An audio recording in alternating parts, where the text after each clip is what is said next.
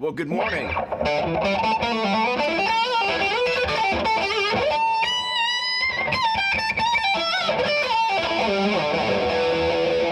In case we haven't met, my name is Doug, and this is Doppler's Gear Garage. Good morning, good morning, good morning. First of all, anything and everything guitar. Hello, hello, hello. Always a pleasure. Look at all that bright goodness on that avatar.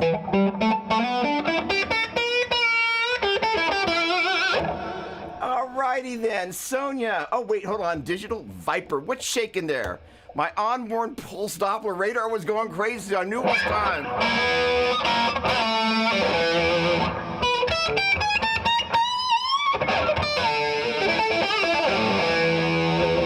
I received that vibration nice and loud. Good morning to you, Sonia. Hello, hello, hello. And yes, why not a little...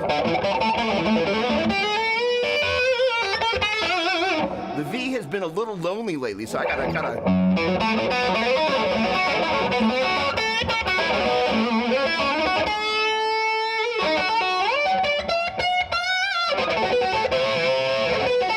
I gotta get my V back together. Awesome, awesome, awesome. Sylvain, how are you? Good morning to you.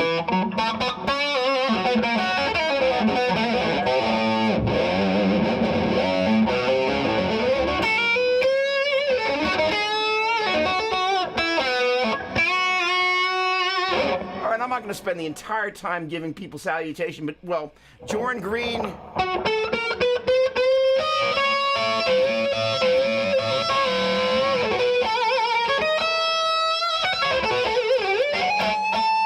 I'm a cartoon caricature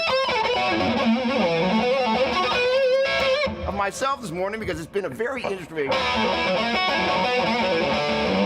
week. Great to see you, Jorn. Hello, hello, hello. All right, gosh darn it.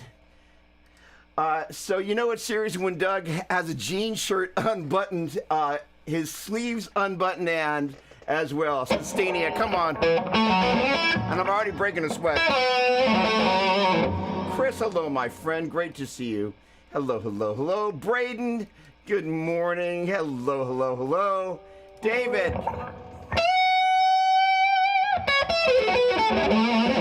All right, so let's get down to business here. First of all, we're going to do things a little bit out of order, but that's how it's going to go. Time to raise them up. Let me know where it is that you're coming from, what it is that you're drinking. But first, as the cup says, coffee, so that's the way we're going to roll today. I'm coming from the San Francisco Bay Area. In case we haven't met, I'm Doug. This is Doppler's Gear Garage, and it is a pleasure to be here with you talking about guitar, theory, chords, notes, amps, all that stuff. If you've got any questions about kind of anything musical or anything music business related, bring it down. It's actually a very interesting moment of what's going on. First of all, for those of you that didn't see, I dropped a new video this morning, and essentially, I worked all night. I did sleep for an hour, so there is that.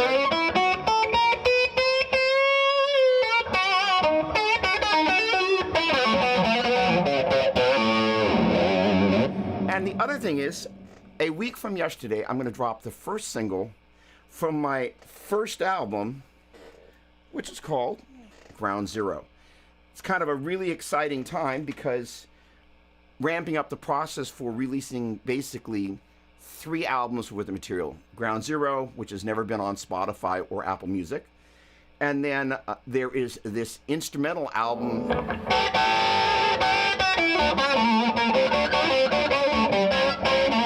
called Swagger. And it's this kind of classic rock kind of a vibe, which has really been about me just kind of finding myself again on the instrument.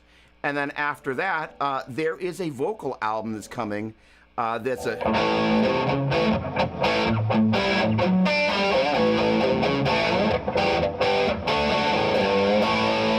with a guy named Caleb Johnson who won American Idol on it. And basically what's going to happen is we're going to split the instrumental album and the vocal album kind of in half and release the first half of each one as side one of each one, so I can kind of get to releasing these vocal songs sooner than later, which has been something that's taken a bit of time. But part of it is about finding your vibe, and that's going to be one of the focuses of today. The other thing is we're going to spend a little bit of time talking about emerging technology.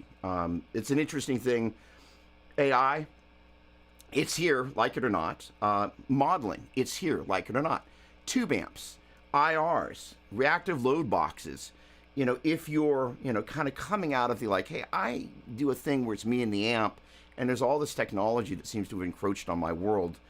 It doesn't matter kind of where you are in this, if you will, this riptide of technology. At some point, most of us ended up at a point where we're at this riptide where we're like, wow, I don't know whether I'm coming and going.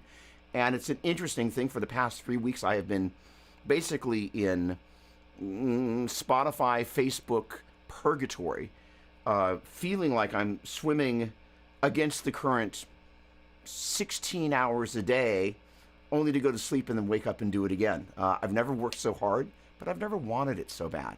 So whatever it is that you want to be doing, part of what we're about doing here is helping you get there more easily with the right tools and so on and so forth. Frozen wastelands of central Saskatchewan with caffeine making life better. I feel you. Eugene, Oregon. Come on. Southern Indiana. Yes, yes, yes. I got to tell you, the Midwest, there's a song called Take Me Back that's on the vocal album, but it probably won't be in the first batch of songs. And it references fireflies, days gone by, nights out on the lake. And this reminiscent feeling that I think so many of us have about spending those long summer days and nights on some body of water, right? And just that reminiscent feeling of it. So, and because I have a very warm, big spot in my heart for the Indiana, Michigan, kind of Great Lakes region. The people are, first of all, absolutely lovely. They love rock and roll, but there's something about the feeling of being there. And, just like kind of living in Los Angeles or in the San Francisco Bay Area, the proximity to water, it just kind of changes people, I think, in a really good way. Not that those of you who are landlocked are somehow any less for it, but there is something about that proximity to water that just kind of, it somehow, it's if you've ever seen a dog running on the beach, I think you know what I mean. That's what I am trying to say. So what am I taking to the upcoming camp? Which, by the way, thank you very much for that cue. Next Saturday and the week after that, I'm going to be at the John Petrucci and Corey Wong camp. So I'm going to see you guys in 3 weeks. So keep that in mind. Thank you very much. There we go. There we go. There we go. All right, let's see here. Rainy Germany, drinking tea at 6 p.m. That sounds very chill. I love that. And you, Sonia, always a pleasure. The V is back. Good morning, Albert.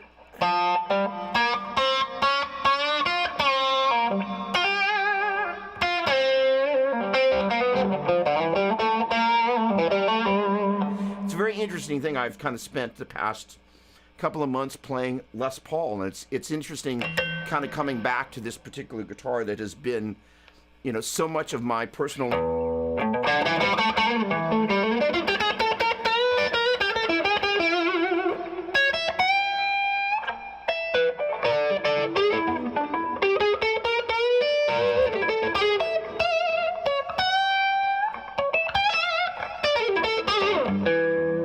development. And this guitar,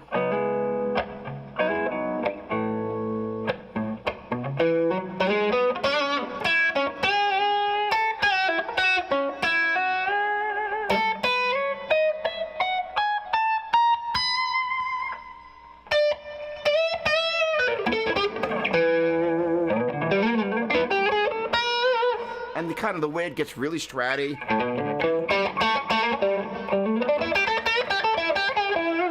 In the middle position gets a little telly.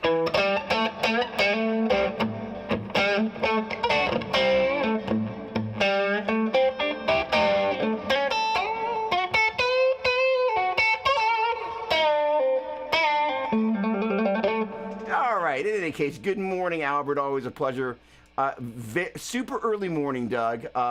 Singapore, oh my word, 12, I take it that's 12 midnight. Awake because I drank coffee too late. I love that. There's a song in there, but, well, thanks so much for joining us. That's awesome. Good. Sunny, hello, my dear friend. Always a pleasure. I trust life is treating you very well. You're out in the hot cocoa. That, for those of us that live in Contra Costa County, that is Cocoa, Contra Costa County. Jason, what's happening, my man? Great to see you. Wes, hello. Viper Club approves this stream. I love it. Come on. Praying all goes well. Come on. Mike, now that is Mike Rand, North Colorado, drinking a latte. Didn't you used to have like a green avatar?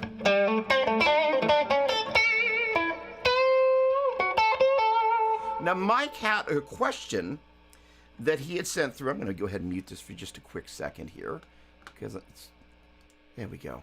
It'll hum in the room a little bit.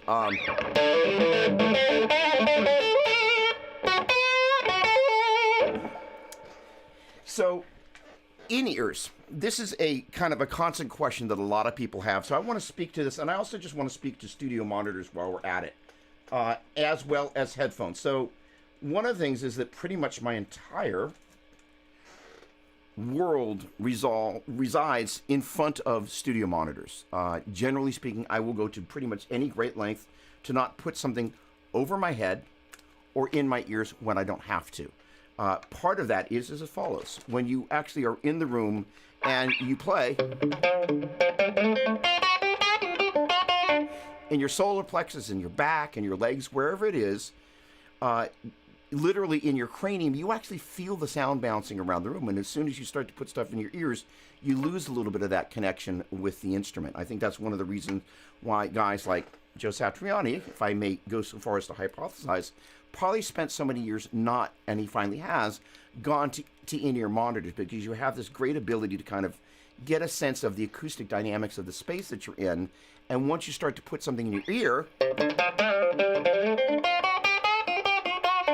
it kind of comes in between you and that ability to kind of sense the space, if you will, in 3D space. That is to say, you can feel the way sound is reverberating around the room in your body, but you can also hear the way, if you would, there's a note, it bounces off the wall, the distance between the original note, that first ripple of the delay or echo that comes back, right? And then all those others, it tells you information about the room and the space and whatnot. It's a really valuable part of playing your instrument, which is kind of reading, if you will, the room, but not in terms of the audience, but actually that ability to kind of go, what information is the room telling me? How is this piece of gear that I'm using interacting with the space? So the thing about studio monitors is that, in case you didn't know, generally you want to set them up in what is essentially an isosceles triangle. The sweet spot is that you're looking at this one speaker at basically 180 degrees. Well, I should say it's 45 degrees here, and the other one's 45 degrees there, and it's kind of this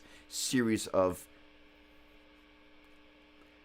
three perfect triangles as it is, because that way you're just in the sweet spot of hearing things across the stereo field. When it comes to headphones, there are a couple of choices that are really important to consider the implications. So these guys are super comfortable, but they're open back headphones. And generally speaking, my Audio Technicas, which are hiding down here, are my preferred choice because they do not have a tendency to bleed anything that's coming. Those aren't the Audio Technicas. There they are. They have a tendency to eliminate any bleed from anything in the acoustic environment around me, and hence I'm actually doing exactly what I mentioned a minute ago, where I'm actually closing everything off such that whatever it is I'm hearing, I'm monitoring, I'm hearing it with the greatest amount of accuracy so I can make the best decisions. The decisions we make around that are super, super important. So being able to really isolate those sound sources either by this kind of isosceles triangle of the sweet spot and or making sure you're listening to whatever it is that you listen to. So in-ear monitors, Mike's question was, well, what's good, what's out there? I've got a number of different ear monitors that I've worked with different companies. That's actually not true. I had a custom set made, and my dog ate them. He's gone now, so I loved him then, and I love him now, but he did eat my molds. So first of all, there are a number of brands that are out there. The first thing I would suggest would be to kind of go out. Sweetwater's generally the place that I like to start. I kind of query, pretty much everybody and their brother is making in-ear monitors now. So go out onto Sweetwater, take a look at a price point that seems good for you, and take a look what people are saying about the product. You want to take a look at the durability. You want to take a look at, does the company stand behind something if there's a problem? Does it seem like people find them comfortable? And is it something that, before you go ahead and spend a whole bunch of money, maybe makes sense to go in and spend a couple $100? Sure is a great place for an entry point. You can't go wrong with them. I did buy a set of in-ear monitors, and I won't mention the brand, but I was using them in a session, literally kind of one of the very early sessions for one of these records, and there was a thing that happened where the connection kept disconnecting. The audio connection from the actual transducer kept disconnecting, and I was about ready to be tied. So that's where looking at reviews, because chances are somebody else has had the exact same problem, and you'll be able to go, that's probably not the one for me.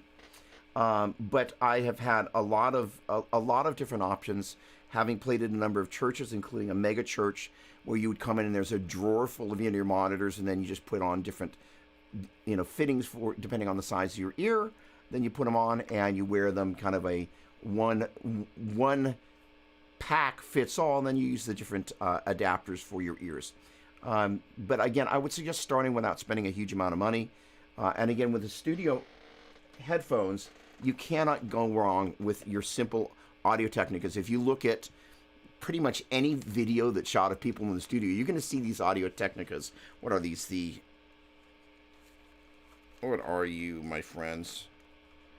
You are Audio Technicas. I've forgotten the model number, but the point being is these guys, I think this is an M. Well, I could find it really easily. Now, the thing about these guys that they're famous for, and you can see it there, they molt. So it's amazing that after the thousands of these, or tens, or maybe hundreds of thousands of these, they haven't figured out a way to keep these guys from molting. But this will end up in your hair. It will end up on your shirt, and if you're shooting video, it will end up in your video. So just be aware of the fact that they molt. However, they're super comfortable. So another thing that you're looking for with these things is comfort. If you're going to have anybody singing in your studio with a microphone, of course, you do not want them in an open ear headphone because they will bleed into the microphone. Bad. All right. All these camps on the wrong side of the pond. It's actually pretty exciting. Doing two camps back to back is going to be really interesting. It's usually these things are pretty darn sleepless on the end of Doppler night, so it's going to be interesting to see how that goes. Well, there's that too. Hello, Stevie. What's going on, my man? Griffin, by the way, it's upstairs. So there was a package that arrived a week and some change ago addressed to the Doppler's. And I was like, oh, I guess that's for Melissa. And so I waited until she got home and put it on her desk. And then she said, Griffin sent you something. I was like, what do you mean Griffin sent me something? And it turns out you sent me that very cute little slide that in the midst of the craziness is upstairs, but I've tried it on and it is very cool, very thoughtful. Thank you. Awesome, awesome. Steve Greenleaf, good morning, my friend. Eric, hello. So there you go. I don't like the feeling to be cut off from the sound around me with an IEM. There are some ambience holes in the earpieces. Any experience with those? I have not used the ones that have that, and as a number of you that maybe play at church know, quite often they will actually have ambience microphones. that you can hear, in that particular case, the congregation, or, you know, for those of us in the mainstream, hear the audience. The challenge with that is you're going to potentially get some phasing with those. That is to say, your sound source is up here, those are out there, and it can introduce some interesting artifacts that are not necessarily grid. What's going on? Shredding, Finn. Hello, hello, hello, hello. In any case, Mike, I didn't see any further comments about said IEMs and whatnot. I've used, there we go. Thank you all about Worship Guitar. Nice to see you. Hello, hello. I've used Sony MDR 7506 for years. So this is the other thing, is ask as many people as you possibly can and see what people are using, what they like, what they've stopped using, and why. It's a great way to start. All right, the next thing I want to actually talk about is something that's very near and dear to my heart. One of the things that most of us are guilty of, all of us are guilty of, is playing in keys repetitively. Scott, what's going on, my man? Great to see you. Hello, hello. The man that always brings the SG.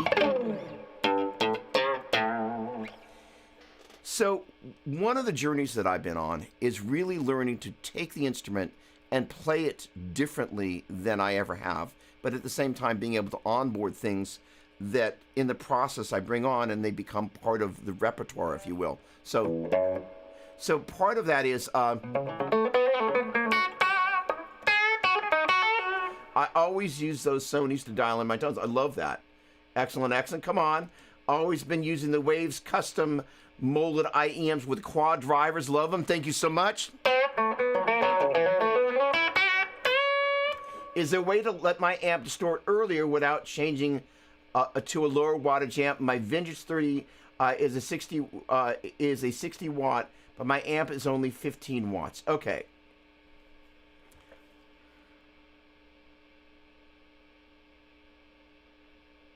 Okay, so first of all, a Vintage 30, although it's rated at 60 watts, is a pretty efficient speaker. It's a great question, first of all, because speaker efficiency is a thing. And knowing kind of how much a speaker is either rigid or kind of has a little bit of give. And that doesn't necessarily mean that it's totally giving up the ghost. But right now I am playing through a classic, well, no, it technically is really very, very, very close to a classic Elite 80. It's an MC90, which is a Mesa Boogie speaker. It is their Black Shadow, and it is a speaker that has a high rating in terms of the wattage. It's rated at 90 watts, hence the MC90, but it still has a little bit of give, unlike an EVM 12.0, which is a very rigid speaker. But that doesn't necessarily mean that's a bad thing. But the idea is that the speaker is moving with you a little bit, but it's not classically distorting. So the thing is that, per your question, there are a couple of different things that are important to know about the signal chain. Gosh, I wish I was plugged into the Badlanders and had one a little closer to me. There are two. One of the videos that I'm going to be making sooner than later is on 10 quote-unquote must-own pedals, because I couldn't do it with 5. But the thing that some of you heard me talk about before is the unique thing that separates, in my take, between a distortion pedal and an overdrive pedal. And a distortion pedal, to my ear and vibe, if we think about it, the sort of kind of high gain, you got your preamp volume up and your master volume down.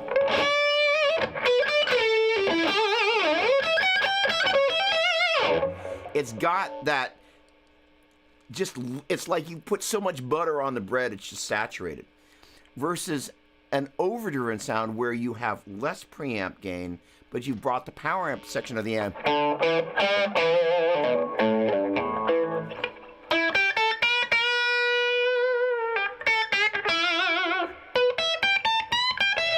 And it's less, if you will, kind of buzzy, but it's still got. And what I really learned about the Badlanders and about my playing was how much I enjoy power amp overdrive compared to preamp distortion. And I love preamp distortion, but so if you start thinking about overdrive and distortion pedals, comparatively, overdrive pedal, overdriving the power amp section, and tube screamer, most people think, oh, they're, it's a bunch of hot 12 AX7s. It's actually about a bunch of really working power tubes. You go, oh, and it's that warmth.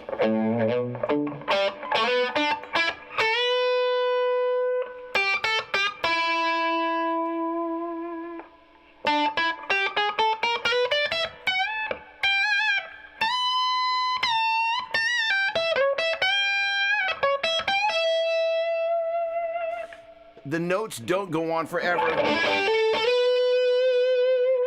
the way you do when you get a distorted sound where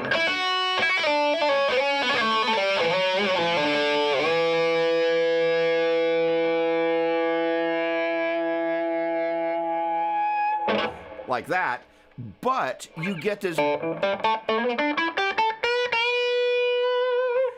kind of a bloom that happens that it's kind of a second.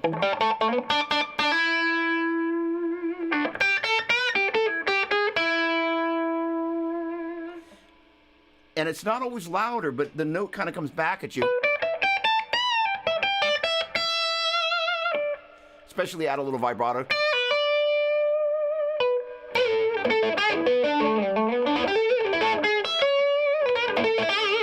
It's a really pretty sound. So the ability to kind of toggle between the two of them is vital.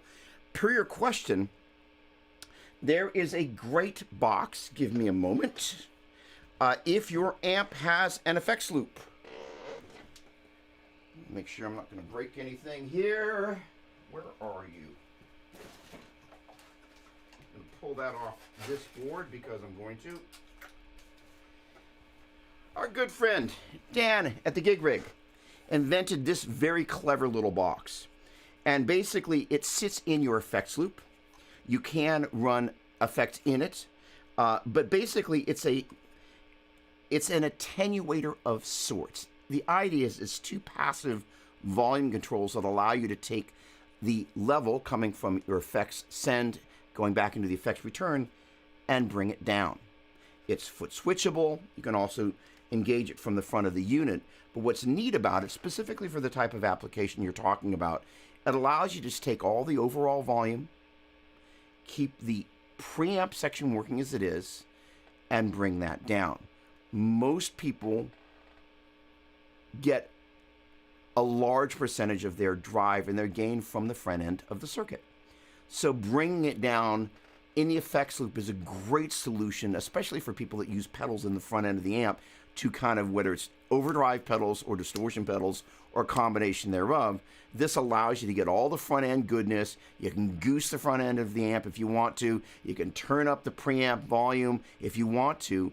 But before you get to the power amp section, you can just bring things down. And for a situation like where maybe you're in an apartment or something, it's another way to get there, but still keep the organic goodness of your preamp section, those preamp tubes, those 12AX7s for the most part, and then whatever power amp tubes you're getting, you're not going to get those as excited because you're starving them for input, so you're not going to get quite as much of that classic tube overdrive from the power amp section, but it is a great solution. And there are a couple of other ways that you can work within the power amp section in that effects loop, like, let me pull out a few of my favorite toys here. Hopefully I'll be able to find it pretty easily.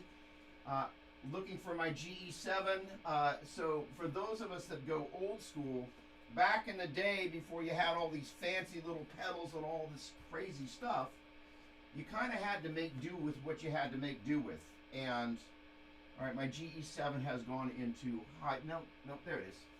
Okay, and then let me get over to my Dunlop pedals, and just hang on a second, I got something special for you, so give me just a moment. Give me just a moment. Where have you gone, girl? Because back in the day, you know, if you didn't know the sound person and you just kind of rolled up to whatever venue you needed to play at, you just kind of were on your own. Thank you very much. There we go. You're kind of on your own to, my apologies for leaving you alone there, to deal with your solo boost. So this is the good old micro amp. Eddie used to use one of these. So the trick with these guys, if you put them in the front end of your amp, you just kind of overdrive the preamp section. However, the trick was you'd run 2 long cables out to the edge of the stage, and this thing had some crazy amount of boost, like 20 dB or something crazy. And what you would do is you put that in your effects loop, and you would gank the daylights out of it. Generally speaking, I would put it after my delay in the loop, and then you've just got a nice adjustable solo boost. Basically, I called it my anti-soundman device. The early ones of these didn't have a light on them, so you had to kind of make sure you knew which mode it was in. You could obviously tell once you stepped on it, but this was a great vehicle. Another way to get there, and I was talking with my buddy Mike Mong, who used to play in a band called the Freak Executives, is the GE7. And he was the guy that I first saw using one of these, again, in the effects loop. And what's great about this is, first of all, you got this fader right here. No. This one right here, which is your overall level. So if you just want to keep things flat and just boost the daylights out of your signal, well, there you go. But the other thing is sometimes what you want to do is kind of do maybe some little sort of a smiley face, or maybe what you want to do is pull, where are you up here? So you've got, sorry for my agedness, what is your top guy up there? We got 1.28 and the other guy. So those guys at the top there, hang on a second. You want to see the stupidest thing you're going to see all day? Here we go. There it is. All right, I can see it. So it's 1.6, 3.2, and 6.4. Better to see it than not. So the 6.4 I don't need to mess with. The 3.2 can be that little guy poking you in the ear. So what you can do is just pull that puppy back a little bit. The other thing is you don't need the stuff on the very bottom there. I remember, and I've talked about this before, and this pedal actually demonstrates that. The boogie stuff is also great to put in a loop. These go, you'll see one of these come up about once a week these days, and they go anywhere between $300 and $500. But you'll notice that unlike a lot of people, I don't have that bottom, should be 80 hertz, I think, that bottom fader up, because I don't need to be in the way of the bass player. I don't want to be in the way of the bass player. You get what's called masking. People are fighting it out to control certain frequency ranges. I'm just like, hey, let the bass player be the bass player. But the point being is that just because there's a fader there does not always mean it's the best thing to turn that up. So the ability to then kind of craft what's happening in the loop. For example, there is, what is it called? Sonia will know the name of that, the Fletcher-Munson curve. And it also was why, for those of us that are really aged, we used to have stereos that had, you know what I'm talking about, had a loudness button. And basically what happens is when you bring the volume down, there's a psychoacoustic effect that changes the way we hear mid-range. And the Fletcher-Munson curve is the thing that's in play there. And the loudness button would kind of make things seem louder when things are quieter, because the way we hear mid-range, as I recall, it's more pronounced at low volumes, the way the human ear hears it. So because of that, we would need to use the loudness button to kind of fill things in. But the point being is that manipulating when you bring things down to a quieter volume, well, maybe you want certain frequencies to jump out a little bit more, which is where the EQ can actually be a big help. And those sorts of tricks are really kind of groovy. So I kind of dig messing with that stuff a lot. Okay, hang on a second. Hold on a second here. There we go. There we go. Hang on. Okay, wait. Oh boy, look at all the good people in here. All right, hang on a second. Let me just get up here. Okay, speaker. I have the entry-level Shure IEM. First of all, we started this IEM conversation looking to find a new, better set for live gigs. First of all, I would go onto Sweetwater, and I would stock the headphones. One of the things you can do is, with Sweetwater, is you can go in and you can parse things by bestseller. Now, I cannot definitively tell you, does that mean bestseller today, this week, historically, but it allows you to parse them out by bestseller and then go in and read the reviews, especially the ones that have 5-star reviews, and just kind of go through them and see what people are liking about them in particular. Most importantly, what instrument those people play. Now, my studio monitors, it's kind of funny. I have fallen in love with these. I think these are they used to be the Aris E8s, and they're now, I think, the Aris Studio 8. And so they're PreSonus, and a lot of people go like, oh, PreSonus. They are fabulous for guitar. And so for me, as a guitar player, I want to make sure if there's anything that I hear as close to the way it sounds in the mix, the guitar is it for me. I don't ultimately mix my own music except for stuff that I do for YouTube, which matters. But especially since it's so guitar-centric, I really need to hear my guitar well. So if you find a bunch of bass players and drummers, oh, those are the way to go, just be a little cautious, because that may not be the solution for you. You might plug them in and be playing with the band. You're like, gosh, I hear the kick drum so loud I can't hear my guitar and my articulation. What we need as guitar players is we want to hear the transient attack of what's happening up here, but we also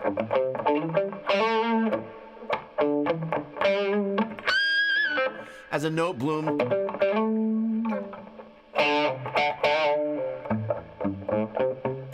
The other thing is that you want to look for, and this is the problem that's just been plaguing me. So I as a bunch, again, I do play at church. I'll be playing tomorrow morning.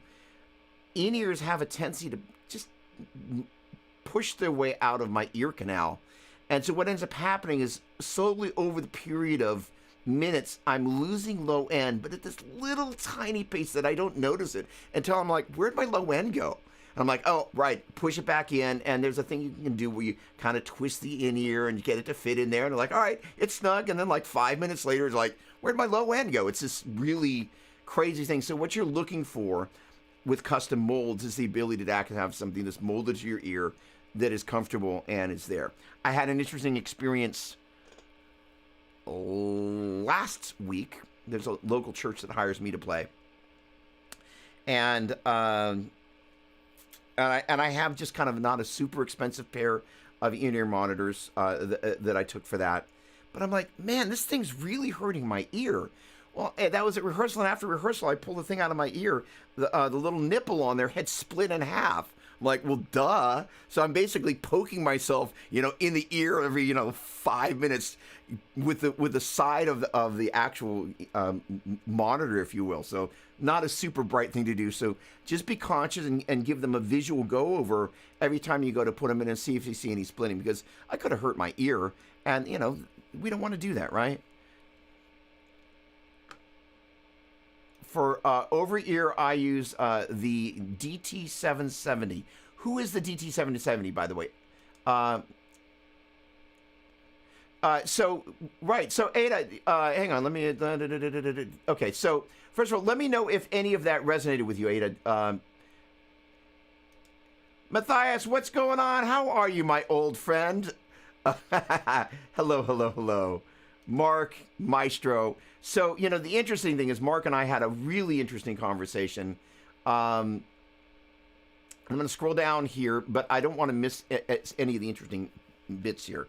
So, as I mentioned earlier, I'm re-releasing this. So, over the next year, my life is kind of taking a pretty big turn back into the musician versus the gear demonstrator side, to balance what I do, as well as the content creation in terms of both gear demos, but also this pentatonic course that, although you don't hear a lot about it, I'm working on it every day, and it's going to be a labor of love, but it's also something that I poured my heart into. And a minute ago, I started talking about something I'm going to come back to, which is actually really developing the sense of touch.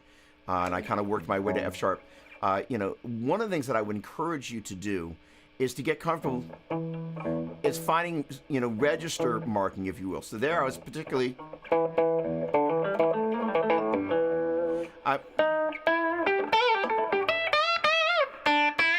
so I'm kind of marking E's there. And I've gotten pretty good.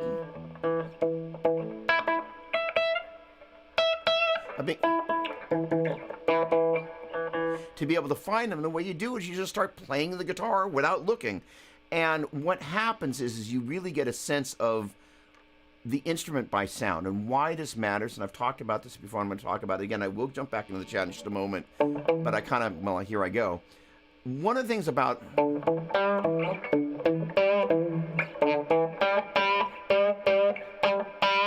when I play over here,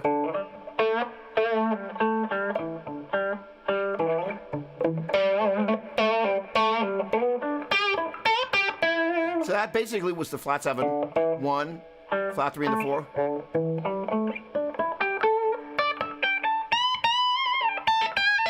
Some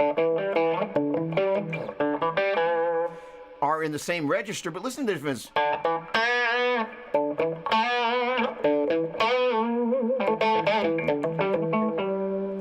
Bring your volume down.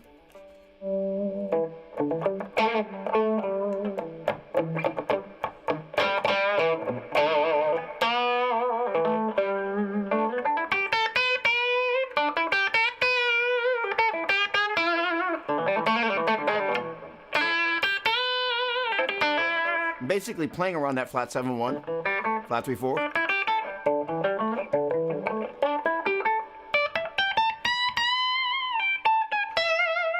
But the register you're at in terms of the way the string has its personality and the register of the instrument, this is kind of the singing area of the neck, which is why if you listen how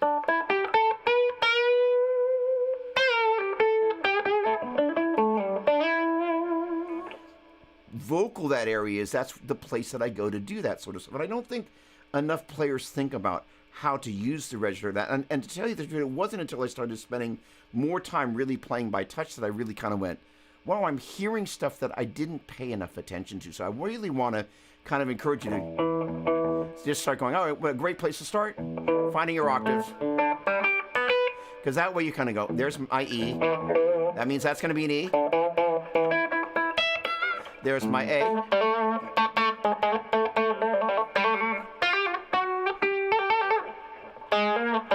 Not perfect.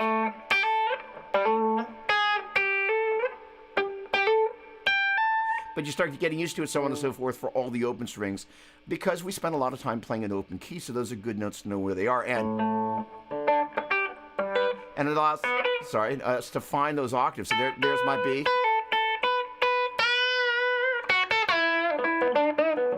The other thing about that is you begin to discover, it's like, I don't spend a lot of time in B.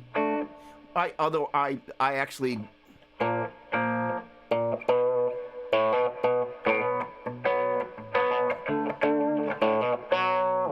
little out of tune, sorry.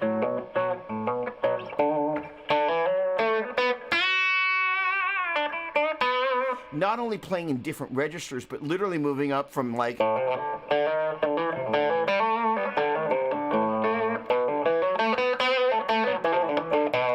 B and A. Apologies.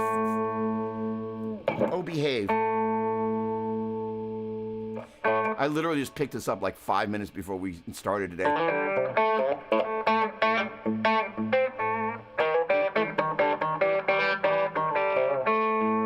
But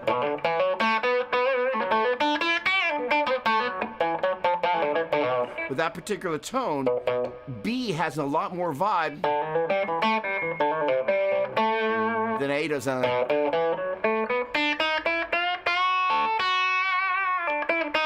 and had an odd.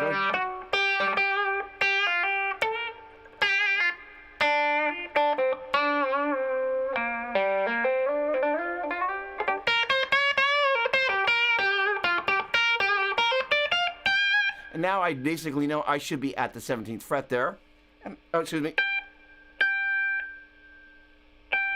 How the hell am I at G? Oh, I get it. More on here. Well, you get it wrong, songs, but the point being is now that I found B.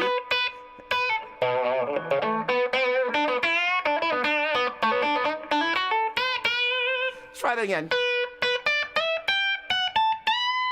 That. 19th fret, rather, sorry.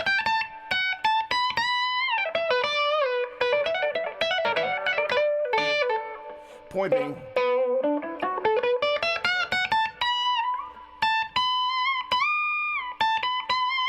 And you begin to find different areas of the neck that you wouldn't have played in if you'd been looking.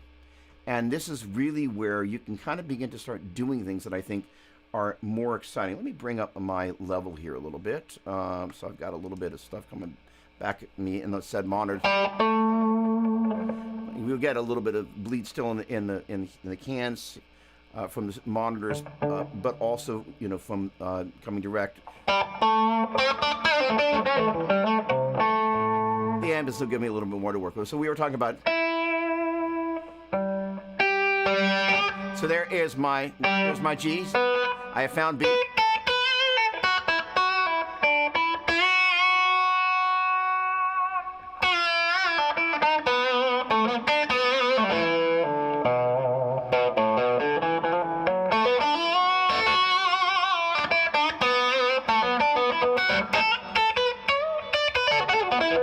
And here's the thing, you're not always going to get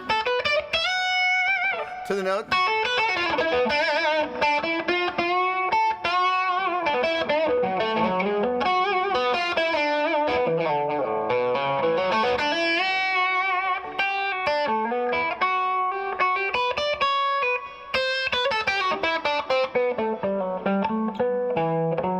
Back to the B.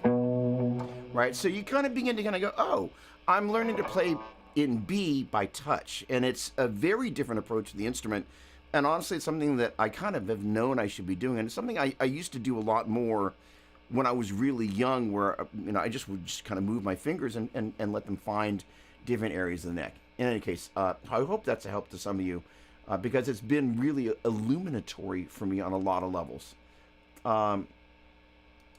Try using just an EQ as a boost, but it doesn't sound like turning the gain up on the amp. No, it doesn't. So, first of all, Ada, do me a favor.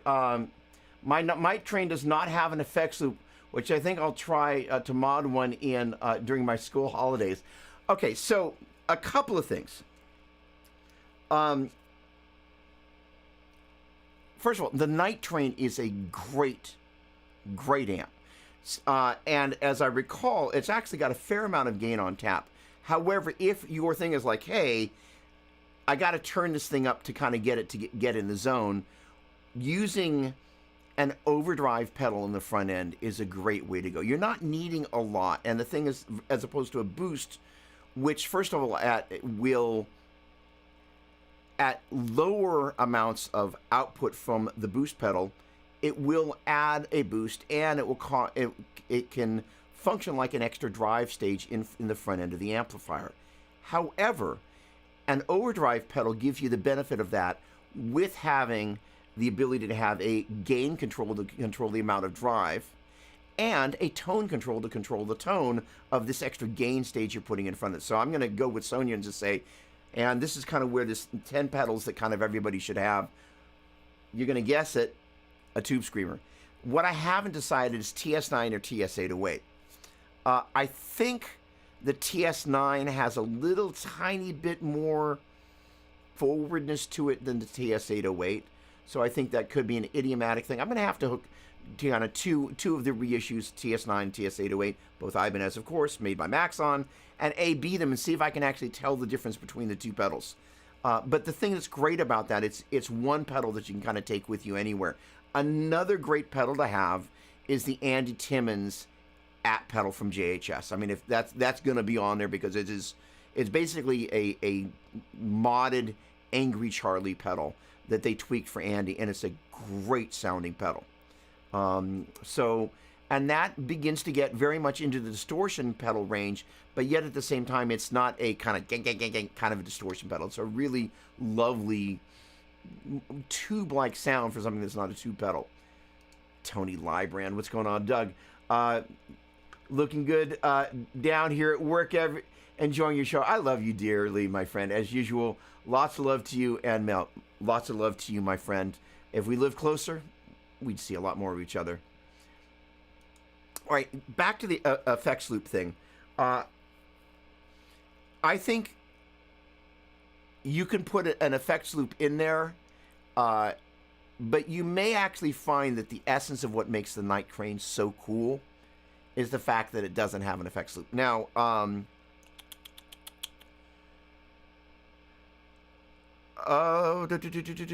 is that the only amp that you've got? And I realize, you've just bought I think you bought an orange PPC 112 is the cabinet I think you got.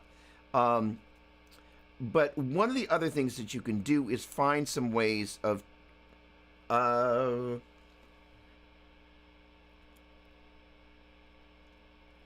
right, give me a moment. I think it's up here. So here's another little little something special. Let me find it. Come on, where are you, Sir Pedal?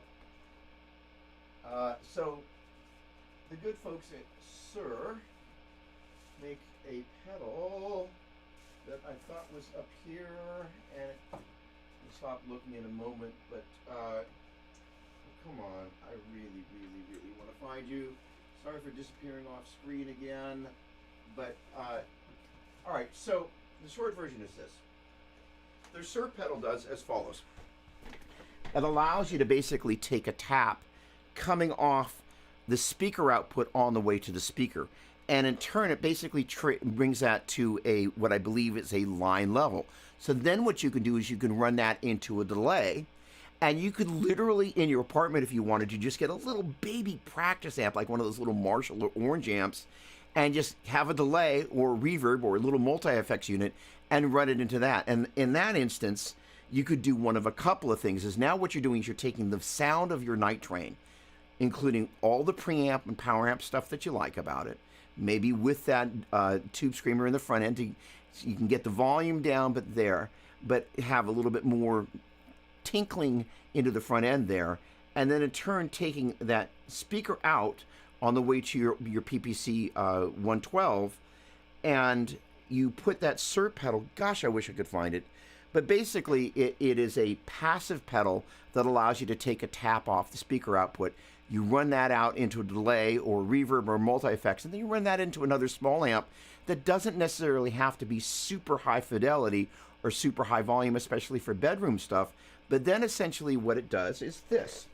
So what I've got here, I'm going to, and I'm not going to be able to totally replicate it, but I can kind of fake it. So essentially when you're hearing my guitar signal here, I've got reverb on the amp.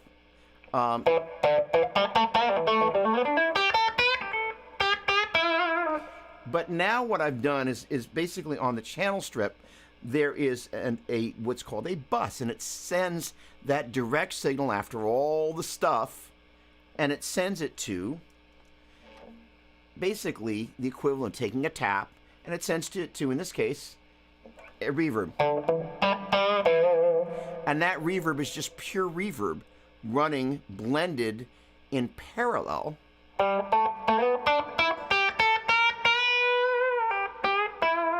with my direct signal. So as I bring that down and I bring it up a little bit and a little bit more and more and even more, my direct signal isn't going up, but the amount of wet signal is. And the same thing can happen. I'm going to mute the reverb there, and here's the delay all the way off.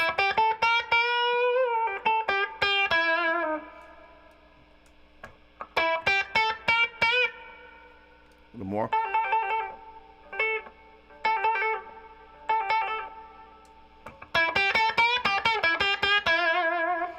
So you can have it subtle, or you can start to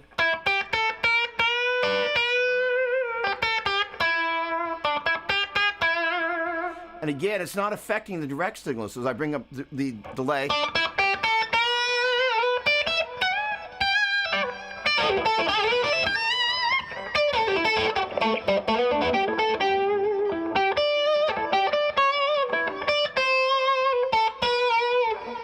back that off a little bit, and then you kind of blend the two of them together.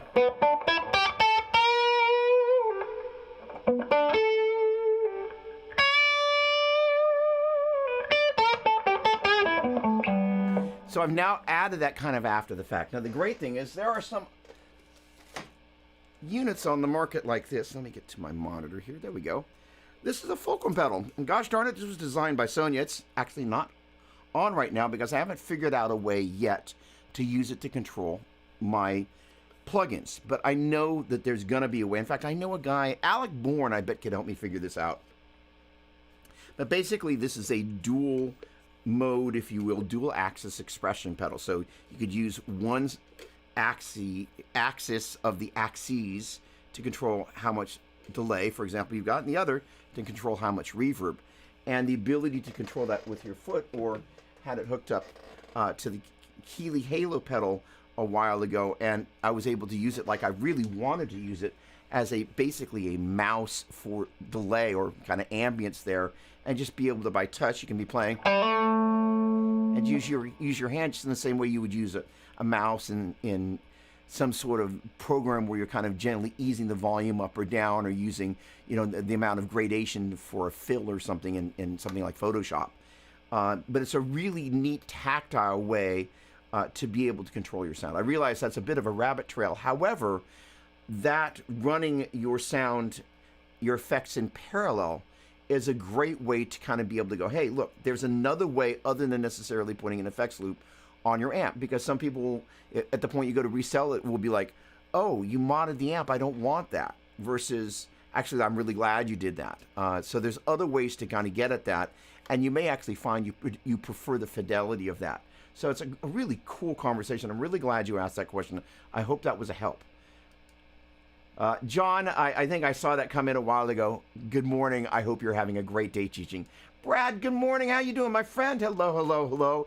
My pleasure to have you on board, but you knew that. Hey, Steve, what's happening? I still have an old power, so come on. So all these old tools that are so valuable, right? This guy has been with me since you took lessons with me. How about that?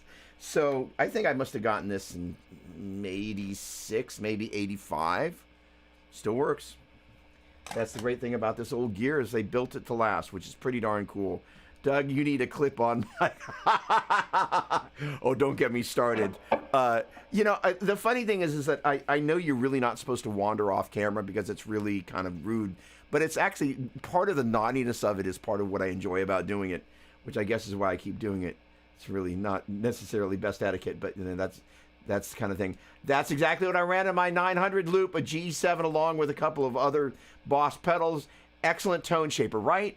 Again, the thing is that if you want it for the boost, but you want to be able to kind of go, hey, you know what? I want that little extra edge when I'm playing rhythm, but I don't want that when I'm playing lead. Just to be able to dial that back is really cool.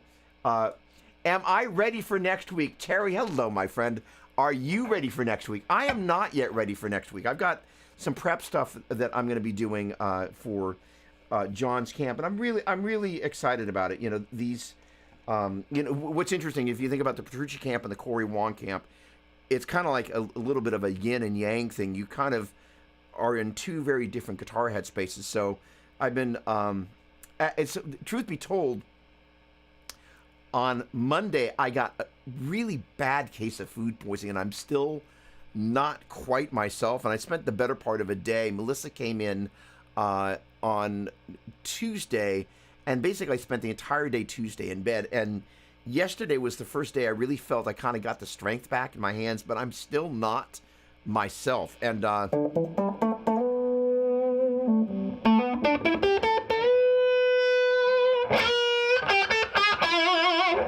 it's just kind of weird to feel like you're somebody else trapped in your own body, which is really kind of bizarre, but it just is. It's like I don't quite have my stamina and control. And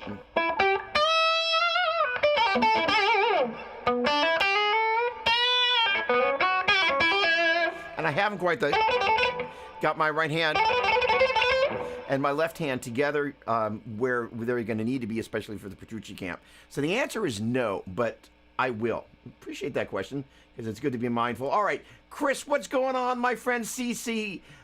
Greetings from this year's Acoustic Blues Camp.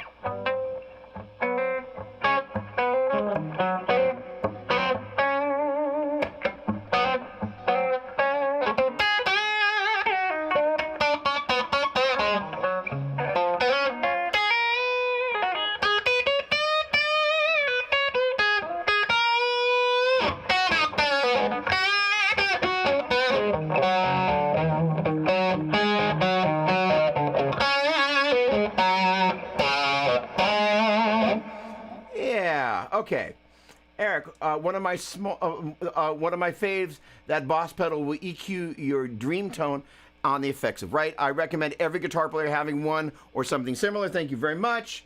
I second that. All right, the addendum has been passed. I tried a 10-band EQ because I tried running the head output into the pedal and then into the cab level. That, you know what? Here's the thing. You don't want to do that, but I commend you're like, I just got to do something here to make it happen.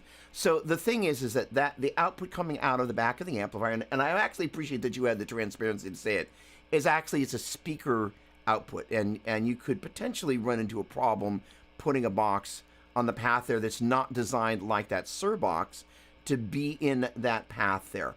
But you were thinking the right thing, because that's basically exactly what we were talking about doing, is going, hey, let's put a box on the path out of the speaker on the way to the cabinet, and then in turn take a tap off of that and run that into a small amp or something.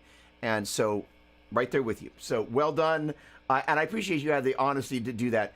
You want to be careful about putting anything in the speaker path because you can get into trouble. There we go. Buyer Dynamic DT770, that is. Thank you very much. Brett Van V, hello. You know, hey, great to see you on. Thank you so much. So, you know, Brett and I had a very interesting conversation. Okay, hang on. Let me see if I can get to here. No. Ray Sayer, hang on a second. All right, first of all, let me get to him. MXR 10 band will, since it has a gain and a level slider separate, I use it as a gain boost here and there. So I actually have the 10 band over there.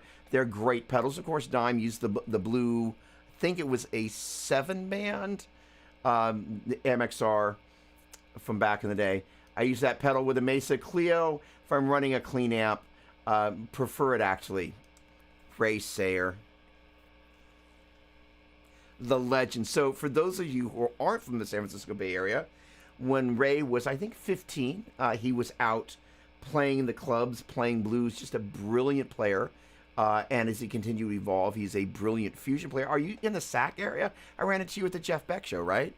And I think you were having some kind of gear-related thing. I think we were talking about speaker cabinets or speakers.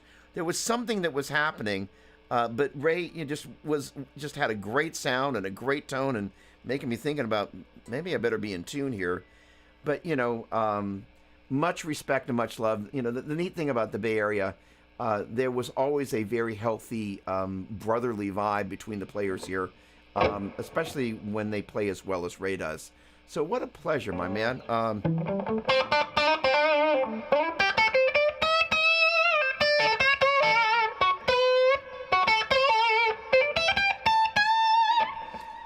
Great to see you, my friend. Great to see you. What are you up to? Gosh darn it. Ada, one of my dream pedals is the SIR Riot. I can never find one used once. Use one for sale over here. If you have somebody that's a friend, I don't know, in the United States, maybe in Europe somewhere, that has access to reverb or whatever, have them pick one up for you and ship it to you. Okay. I just saw your string ends. There we go. Come on. How many of you poked your hand on the ends of the strings? That's never a good deal.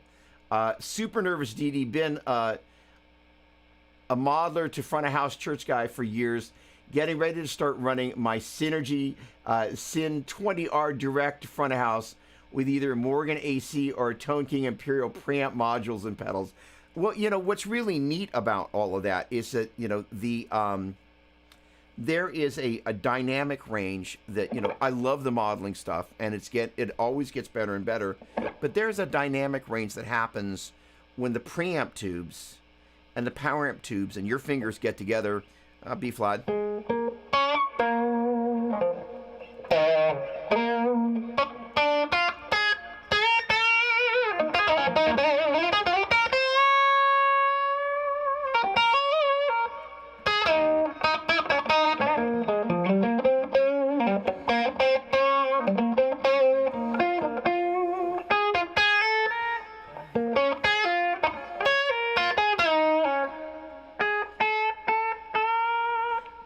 And you know, I've had a chance to play Helix Stadium, and it has 1,000 shades of gradation, if you will.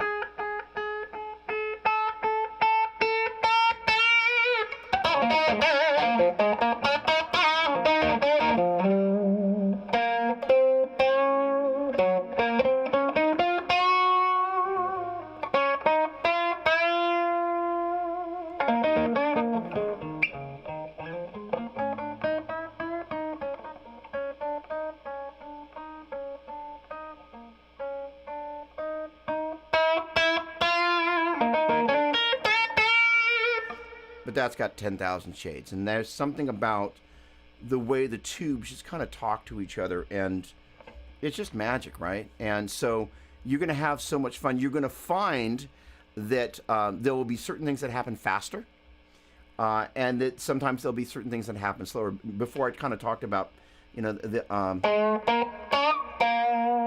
playing with the lower, you know, more of a power amp overdrive.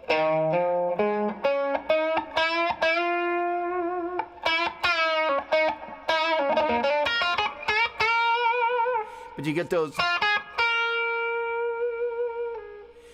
after notes, if you will, the bloom. But it doesn't always have to bloom. It's like, for those of you that drink wine or like fine food, it's the finish, right?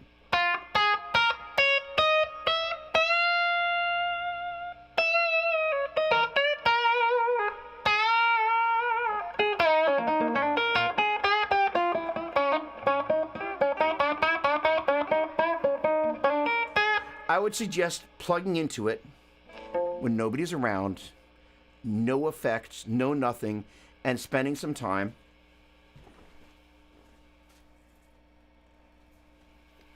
without any of the stuff. And then what will happen, so I had some delay on and I had the reverb on the amp.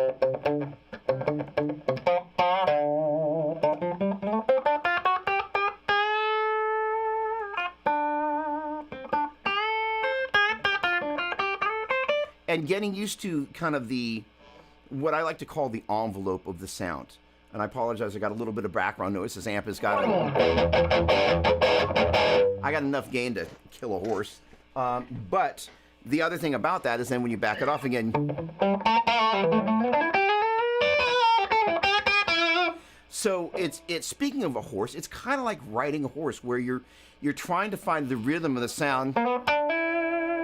You know, how hard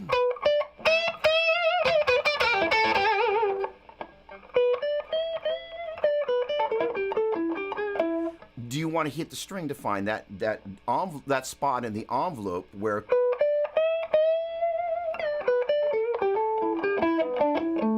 and the thing about that, whoever put the thumbs up, thank you, thumbs up to you. What's neat about that is when you're just kind of going, all right, amp, tell me how to play. Fill in the blanks, and it will give you information. Go, oh, let me move the right hand. That is to say,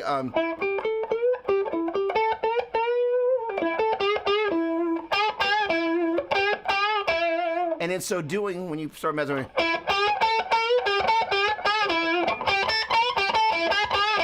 I'm going to bring up just a little bit of reverb here, but I'm just going to add just a little tiny bit of extra something to that sass that I was playing with.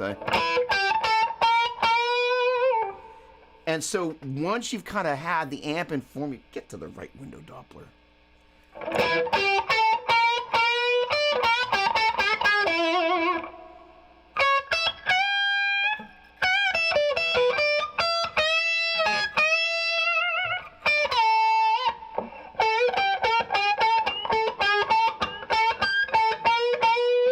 And that's one of the things I don't spend enough time playing all.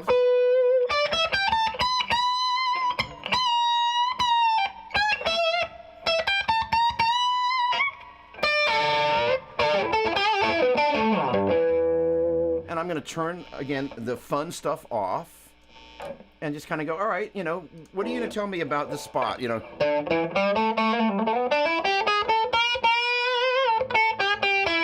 So I was over here kind of. Hear how close those are, right?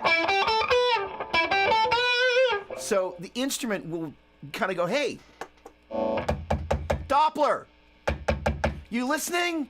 It's like, what did I miss?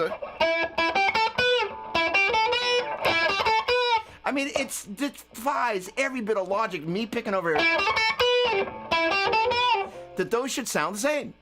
But it allows you to kind of go, hey, I need to take a lesson and just kind of go, okay, cool.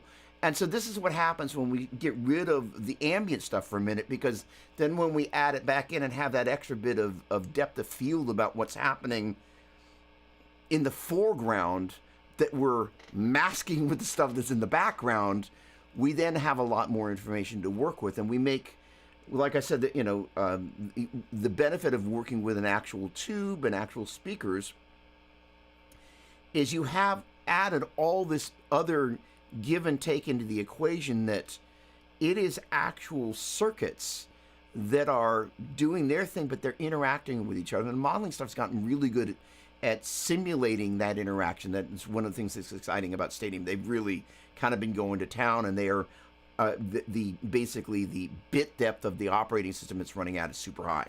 So they're figuring out a bunch of this. But you're going to have a great time. And you know what? Nervous is good. I've spent this past 3 weeks, and Brett, we're going to have a little conversation here about Spotify, because I've spent the past 3 weeks in Spotify, Instagram, Facebook purgatory. And being in a place where you're learning and being stretched is a great place to be, but it doesn't feel good. And so I just want to offer this piece of advice. Quite often, being in a place that doesn't feel good is one of the best places you can be if you want to grow beyond whatever it is, the four walls that you kind of, sometimes either we kind of go, okay, well, that's as far as I'm gonna take what I'm doing in this moment. And we kind of go, I'm going to camp out here. Camping out is a good thing.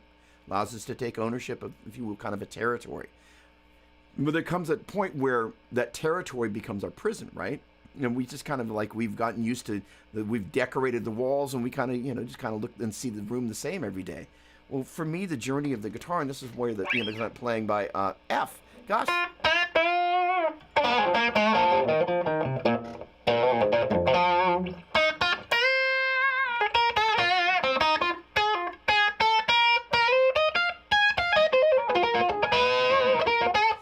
I can't think of the last time I played an F.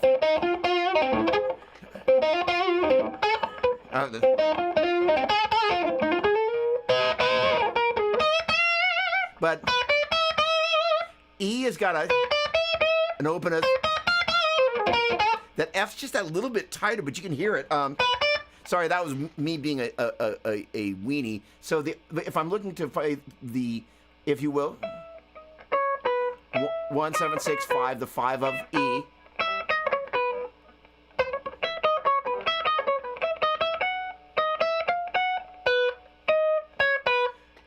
Sorry, I can just go right there and find it by playing the B, the octave. So that means there's my 5 of F, which is going to be C. But if you listen, it is a tighter sound, and there are times, with the, picking a key. And by the way, if I bring in the noisemakers here, that tightness that I'm getting there is going to reward me.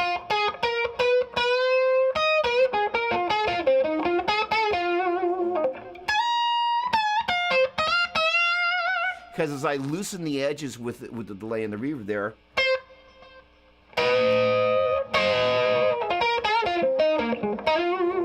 it really does some stuff. All right. All right. So in any case, like I said, those bad cupcakes will get you every time. All right. Hey, buddy, what's happening? How are you? I don't know, and please forgive me if I forgot, but I think you may be new here, so welcome aboard. One of the things I like to do, I used to kind of give everybody a kind of a hello salutation, but I finally, a couple of weeks ago, I messaged my buddy Albert, and I said, am I just doing this too much? In any case, C sharp seems to be a good way to say, hey.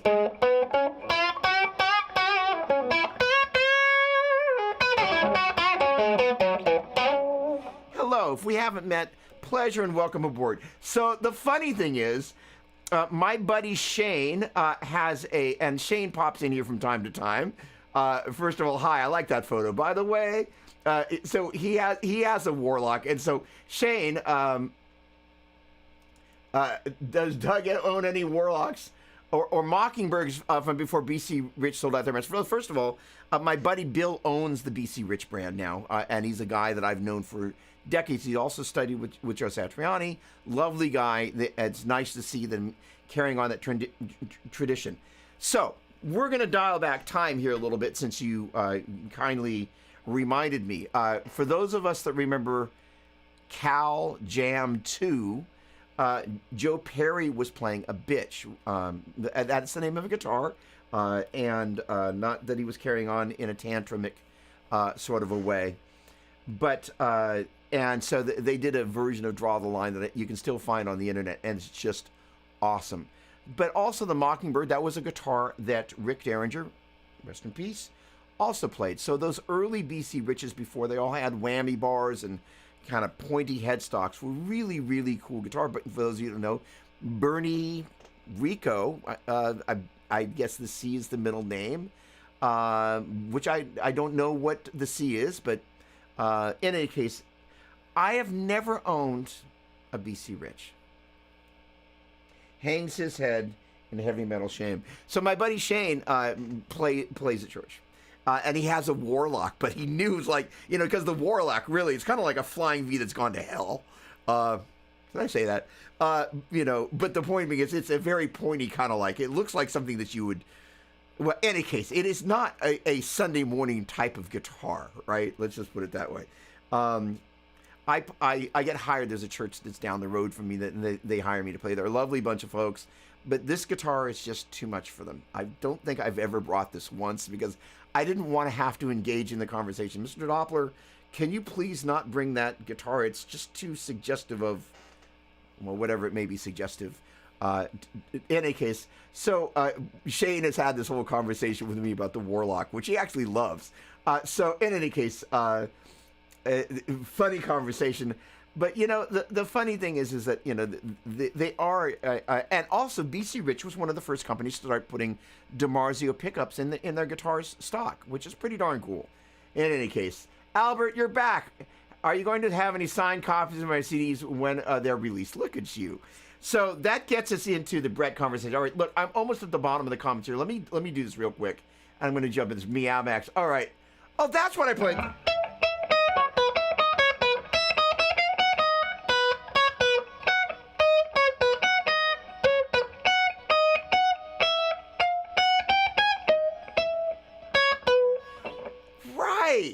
Meow, meow, meow, meow.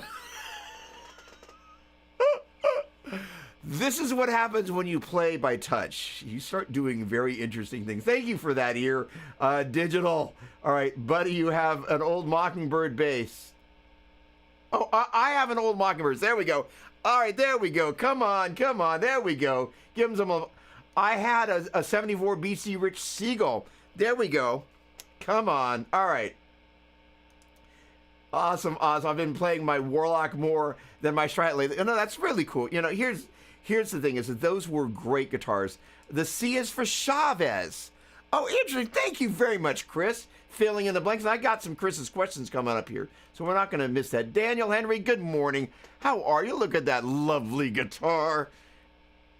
Hello. Buddy of my, all right, buddy of friend Steve Smith had a signature model a few years back. Check it out. Steve Smith lives in the San Francisco Bay Area. He's actually a lovely guy, and he's a friend. Great guitar player. So awesome. I'm just here for the sound effects. All right. So we're going to have an interesting conversation. There is a guy in the Line 6 community whose name I won't mention who used AI to create a thumbnail. And I literally saw in a comment, unsubbing the AI thumbnail, I'm out of here. And I thought that was really kind of an extreme response. So as I, on Facebook, it's been this whole thing, it's been kind of a crazy thing. You're going to see that I'm going to start to kind of really, like today, you're going to start seeing some of the pre-release stuff start kind of there. One of the things that's happening is I've been taking this Spotify training that's actually been really, really cool. And the funny thing is, I was on Facebook yesterday. There's like 10 different Spotify training courses that are bombarding me, like stalking me across Facebook. It was just crazy. It's just on. But as opposed to kind of like buy your way onto, the curator's playlist, it's actually learning how to build organically a Spotify presence, which includes, for me, where I've started, by the way, I should probably be putting this in there. For those of you that are on Facebook, there we go. There we go. You can hop over to, well, you're already on my Facebook page, I guess. I don't know. That was probably the stupidest thing I'll say all day. But this is the link to the Spotify playlist that I put together. And basically it's called Sultans of Strings. And it's 4 hours of not just my favorite instrumentals, including some of my own, but the idea, one of the things my Spotify coach has got me doing is putting together, and we're going to do this for the vocal music as it begins to appear, but putting together a playlist of songs that, you know, are like idiomatically what you're doing with players that you feel are you want to mix well with.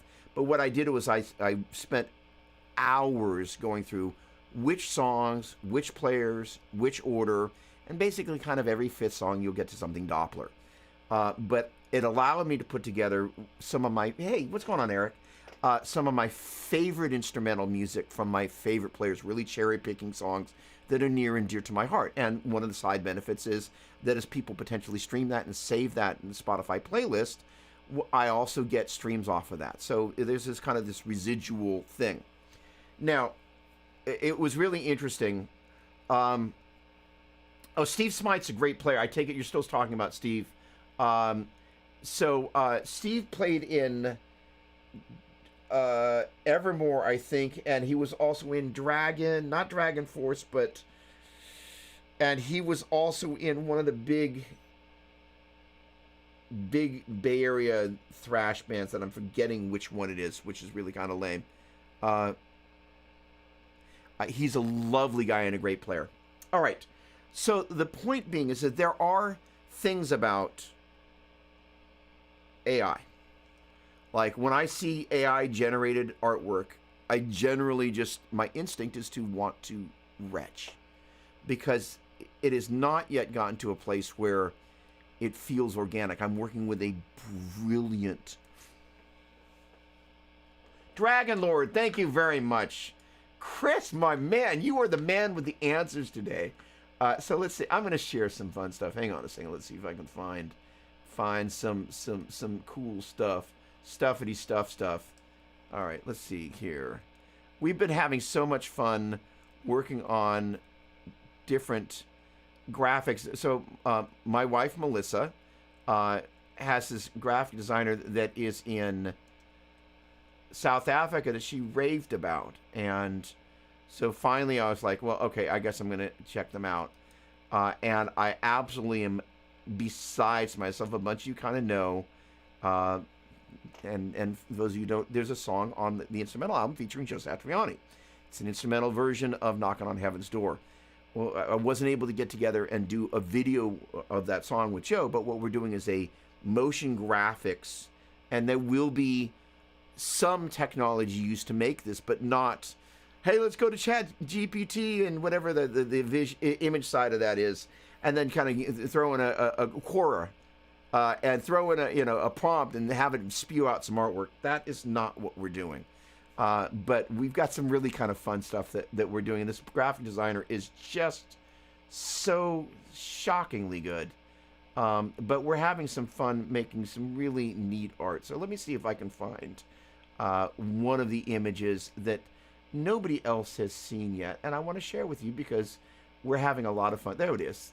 So the first single, there we go. All right, let's see here. So over there, and I'm not going to go grab it, is the sticker guitar. And that was my main guitar in the 90s. And the 80s for that matter. But basically, the front is kind of these radio station stickers. One day I kind of went, I've got this bunch of radio station stickers. I'm going to cut them up and put them as this pattern on the guitar. So, I wonder what happens if I just drag and drop it on here. Let's see. That's what happens if I drag and drop it on there. So there is the cover for the second single, which is a song called Self-Portrait. And you guys have heard that, some of y'all. Come on, reduce over there. Hey, this is kind of fun. It's like a slideshow or something. So that is well, you can see it right down over there. That is the front of the sticker guitar. And actually the final version, there we go, okay.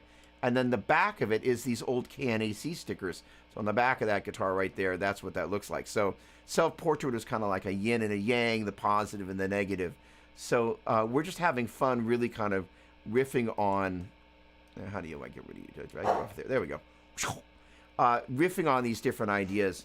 And the song that Joe's on, there's some concepts that I can't talk about, but some of it will involve some technology to pull off for reasons I'm not going to go into. But the idea is there are times, like, you know, you go see a movie, right? Some of the stuff that they're able to do is actually really quite cool, and some of it just looks stupid, right? So we're trying to make sure that we don't do any of the stupid stuff, but do stuff that you kind of go, they were having fun with it, and it wasn't like they just put in some prompt and it spat out some art, and they were like, hey, that's great, we don't have to pay the art graphic designer, right? Griffin, have a great one. Thank you so much for the slide. I really appreciate it. Very, very thoughtful. Yes, keep it. Tony Lucchese, hello, hello. Thank you very much, and I appreciate your passing on the kind words. I miss going to the garages in the 80s and the bars, seeing my dad play. Oh, that's awesome. Wait. Oh. I missed this part. So I was yapping away. My dad passed down this warlock to me because he has arthritis. Oh, I'm so sorry to hear that. Really bad and can't play anyway. Oh. It was hard for him to give it up, but officially it's a good thing I play because he passed it down. That is a good thing, and I'm sure it brings him joy to know that you are loving that guitar and you're honoring that. That is a really special thing. And I can say, now that pretty much all my parents are dead, that is to say my kind of bloodline-ish parents and step-parents, being able to, first of all, I don't need to say this, but I'm going to say it, make the most of the time that you got. I've really been missing my dad lately. It's been really just kind of, it's been getting closer to 20 years than not. And just kind of out of the blue, I'm just like, pretty much every day, I'm like, oh, I miss this guy. And maybe it's because I'm getting ready to kind of get back out and start doing stuff, that I just, I remember how much he loved and supported my music, as I was coming up. But, don't miss moments, because at a certain point, there aren't any more moments, and it's a thing. Raja, what's going on? Hello. I don't think we've met. Look at that. D for you, my friend. Hello.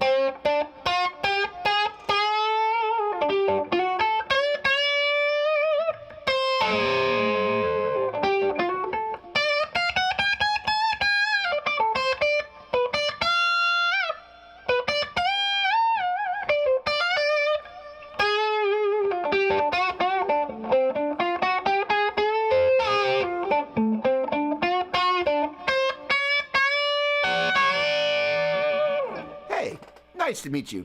It's kind of a celebratory thing that when I actually remember that somebody hasn't been in here, I guess I can't remember they haven't been here, but when I see somebody that is new, I give them a musical salute and say hello and welcome. If you got questions, we're here to answer them. Welcome. All right, so long, circuitous route to this Spotify thing. Spotify is the equivalent to, in many ways, the playlists that when we put this record out, we really wanted to get onto those playlists because there's a level of visibility, and that visibility becomes a perch, if you will, from which you can launch other things in your career. There is a lot of sensitivity around AI, and as I learned from both Mark and from Brett, the same sort of sensitivity around Spotify. But I will say this just for pisses and giggles. It's not like any of the stuff that I've had on Apple Music. The checks aren't stuffing and filling my mailbox, and arguably, Apple Music was the beginning of the end of all of this, and the CD was a strange thing. And first of all, Albert, I really appreciate asking about this. We do have some CDs left. And so we're going to kind of, part of the new age, you cobble all the technology and all the different platforms together, and you just reach people and hopefully engage them and bring them something that's going to bring them joy. And so, for me, Spotify is a tremendously powerful vehicle to grow and reach people in places like Brazil. So the interesting thing is, again, 3 weeks of just Spotify, Instagram, Facebook. Short version is that in 2005, 7, I started a Facebook page, right? Well, it was like everybody then. It was like it was well, I wasn't a business. I was Doug. Well, the thing is, there are components around Facebook Pixel and ads and all of that you actually need a business account. So I'm in the process. As some of you know, I've been kind of knocking on the doors, like, hey, come over. It's now Doug Doppler Music 2, I think is what it is on Facebook. And so the thing is that it's actually kind of a business page, so I can actually do some of the business stuff that I'm going to need to do. And there's implications about how you interact with this online application called Hyped It, which is how you kind of connect some of the stuff between Spotify and Facebook, and you reach people who generally really want to hear music. And one of the things is, outside of the U.S., Brazil and then Mexico are my two, in this moment, most beloved bases of people that have connected with my music. And the idea is, you look where people seem to be connecting, and you continue to reach those people in those countries, and you target is the clinical name of going, hey, you know what, there are people that I want to connect with. And the great thing about music is technology is a pipeline through which we get to do that, and so I have mixed feelings about Apple. I'm surrounded by their products, and the thing about Spotify that has completely blown me away is that I've had a couple of problems, and so I've become part of Spotify artists. It's not like some elite group, but their tech support, you can actually reach a real live human being. Like, not at first tier, but if you ask the right questions and you kind of just like, hey, you need to speak to a real human being, it's through the kind of the little chat thing, you can actually get a real live human being that will actually answer and has the depth of field to be able to answer your questions and solve the problems that you've got. And I was completely blown away. Apple, the reality is that, I've got friends that work for Apple. There's a lot that I love about what Apple enables me to do. I live with this computer, this phone, everything about what I do is through an Apple product.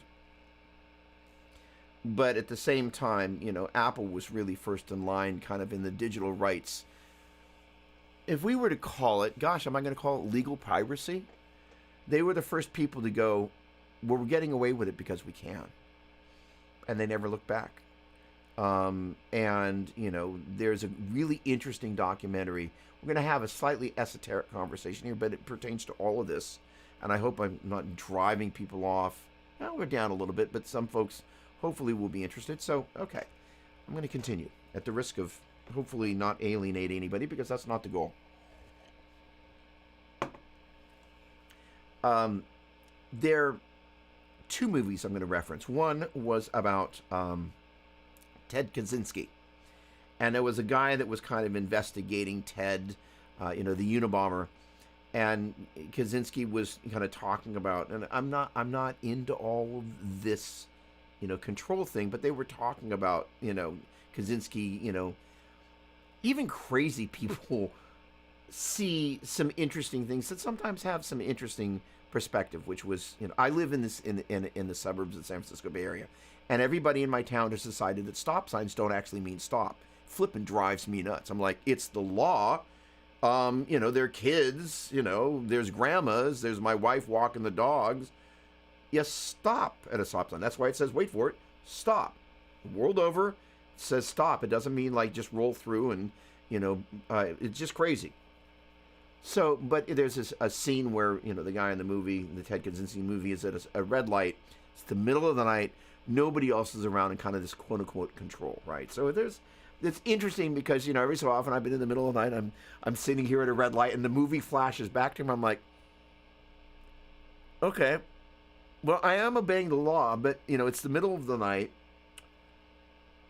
What, you know, you kind of begin to question kind of what are the threads that connect some of the things that we don't often think about. And I'm not anti-establishment. I believe that there's a stop sign, you stop there. Because if you don't play by the rules, then anything goes. And when anything goes, you have anarchy. I am not down with anarchy. All right. Then there's this other show that's about basically, it's a bunch of CEOs and marketing people talking about things like planned redundancy and planned obsolescence, rather. So the thing is like basically what this is, you know. Oh, hello, honey. This is like $1,000, $1,400, whatever it is, and then you chuck it the next one, and you know, and for example, you know, your connection. We were talking about in-ear monitors and earbuds and all of that. So Apple has basically kind of locked you out of your device unless you actually go buy a little dongle from using old style headphones with it. You know, and you can only use their products or their licensed products if you want to use wireless technology to listen to, you know, your music through there. And it is a little disingenuous. And so the feelings that Brett, because you posted it, so I'm not calling you out. I'm just kind of going, right there. You know, there is an element of, you know, corporate responsibility that I think as musicians, because so many of us work so hard and work so many long hours, nobody likes to feel taken advantage of. And, you know, Spotify for me is something that I didn't understand. I'm understanding it a lot better. And I actually love what it offers me as an artist to be able to go out and do things like I want to go out and tour again. I want to tour all over the world again. I desperately want to be able to do that. I'm working so hard to be able to do that. And Spotify, for me, represents a vehicle, if you will, a power tool, a drill, you know, a saw, a chainsaw that allows me to kind of tear down some walls that are between me and where I need to get to.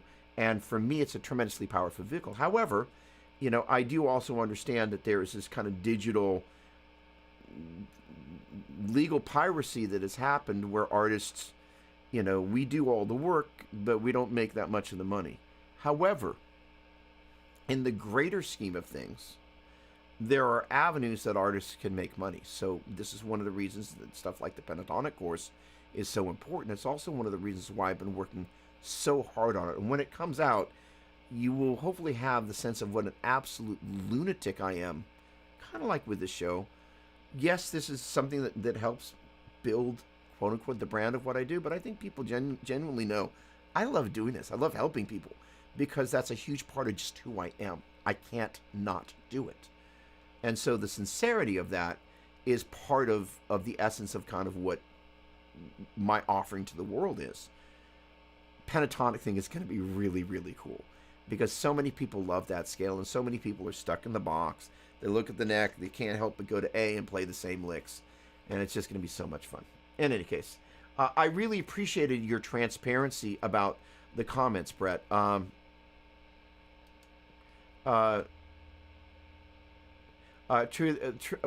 too, but I didn't really need that 38 from streaming last month. That 38 cents. Right.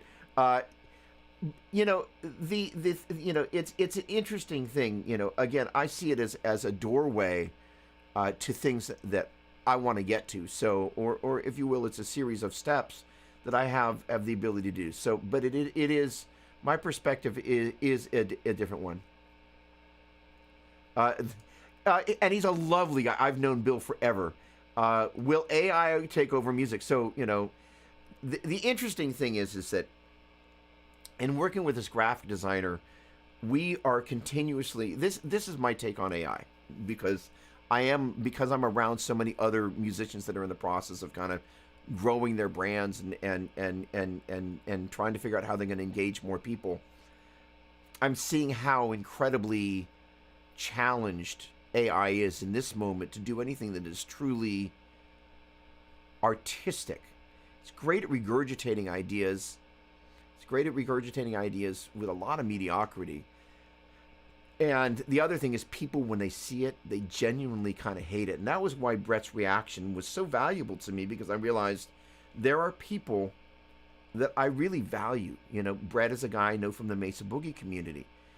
Although we haven't hung out in person, we have an interpersonal connection that is a genuine, it's a feeling, you know, and it's funny because we only, you know, connect via the zeros and the ones, but there you have it, right? So, you know, it reminds me why physical product, and I hate using the word product again, but I'm using some of the words that just describe it. It's called physical product, but why actually having something that people can put their hands on, and or other ways other than Spotify for people like, man, it's just like, it's like, you know, smelling vomit. It just flipping makes me sick. I just, you know, I'm like, I'll go in and listen. And Mark Turvey kindly said, for you, I will actually go on to Spotify. And I was like, wow, that's a bro, right? Yeah, but it really, both you guys reacting that strongly, I was like, Doug needs to hear that, because it reminds me that there are people that I want to serve with the music that I can, and hopefully have them fall in love with it. You know, it's kind of like it's something that you know, whatever you're doing that's your art, you want people to fall in love with it. And if you're like, hey, I'm putting it, you know, I am an, you know, I'm an artist, but you can only buy it at Home Depot, you know, and you're like, I don't go to Home Depot, and I don't want to go to Home Depot or you know, fill in the blank big box store. You know, and if you're not listening to that, you're going to miss people. And I don't like missing people, because it's people that you're missing, not just sales. That is to say, it's people, not just sales. It's people. It matters. Johnny Bean, what's going on?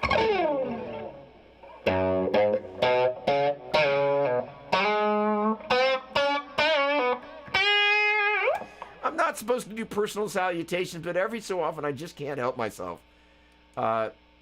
That is a good reason to have an Android. Rinky Dinky, what's going on? Came from an Irish home with no phone. I remember us getting a fridge in the 70s. This is why I can't be without a D28 Doug Penguin blue waving pair.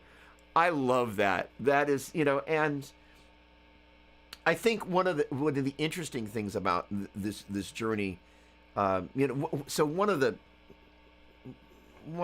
bummers of my figuring all this stuff out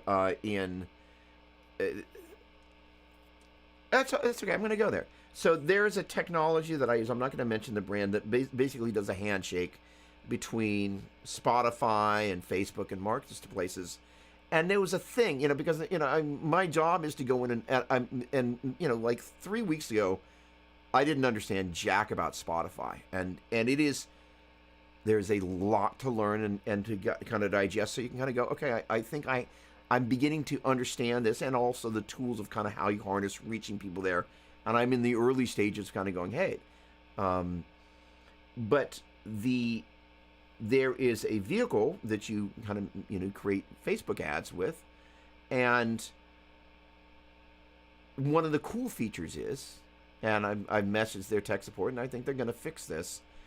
It's a cool feature that if you send people to a playlist, it can also have a featured song from that playlist that is featured as kind of the music that kind of is on the landing page. It's a great idea. However, if the person listening to said featured music does not have the desktop app of Spotify connected, it dumps them off onto the song on my artist page instead of in the playlist. So this person is clicked off of Facebook, Instagram. They believe they're going to a Spotify playlist with fill in the blank instrumental guitar players as well as Doug. And they're all of a sudden on my page, no instrumental playlist, and they're going like, screw this Doppler guy. And I'm like, that was not what I had in mind. So I kind of figured out all right, this is a problem. I messaged the company, and they're like, well, yeah, what happens if you don't have the desktop version installed, this is what happens. I was like, well, the idea is like my people are kind of iPhone, iTunes, formerly CD people. You know, like they're not on Spotify. That much I know. There's a bunch of people that aren't on Spotify. I was like, you guys should have thought this through because it makes me look bad. So I think they're going to fix this feature so you can bypass it. And I found a hack to work around it, but it basically was a day of me pulling my hair out yesterday, just wanting to murder myself. And it's basically been 3 weeks of that. However, with passion comes challenge. And if your passion isn't bigger than your challenge, that becomes really clear really quickly. So, that is to say, whether it's guitar, whether it's practicing, the idea of that's one of the things, one of the lessons I'm being taught is when it comes time to actually drop this pentatonic course, which I'm so passionate about, it's going to help so many players play their guitar better and have so much more fun, and do so by touch and by ear instead of, I've kind of perfected the beginner.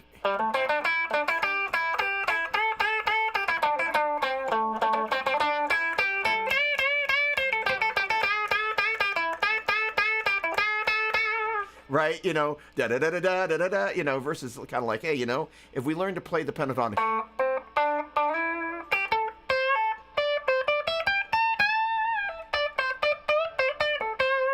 So the first and foremost thing, I'm just going to let the cat out of the bag, is like the pentatonic patterns that are based on minor third, major second, minor third, major second, minor third, major second, minor third, major second, so on and so forth. That interval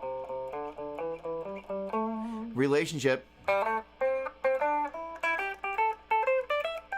being able to play that and play it by ear and by touch, but also know minor third, major second, minor third, minor third, major second. That is, say, starts off with a minor third, then 2 major seconds. That's the only spot where you got the 2 major seconds, then a minor third, then a single major second, and another minor third. That sequence is the DNA sequence that makes up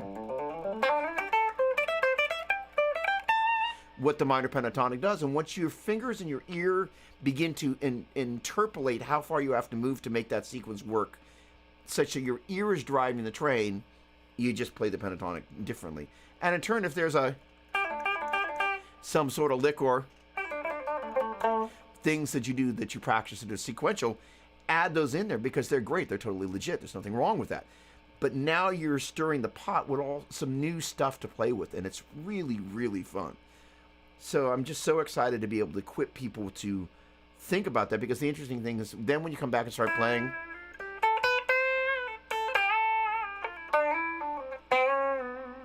I'll bend a half step in tune this time.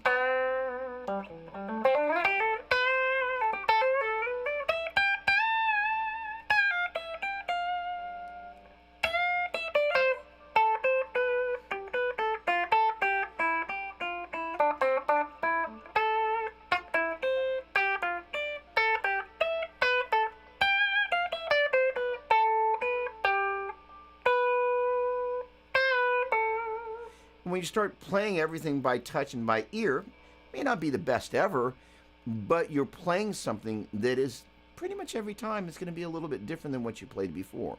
Then you start collecting ideas that you like, and you start making a repertoire out of those ideas. So there are things that you do that are repetitive that you choose to do, Albert King, right?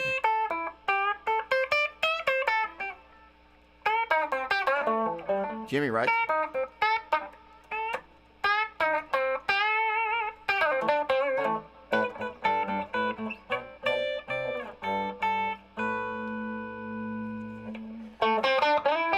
And, then you begin to go, all right, well,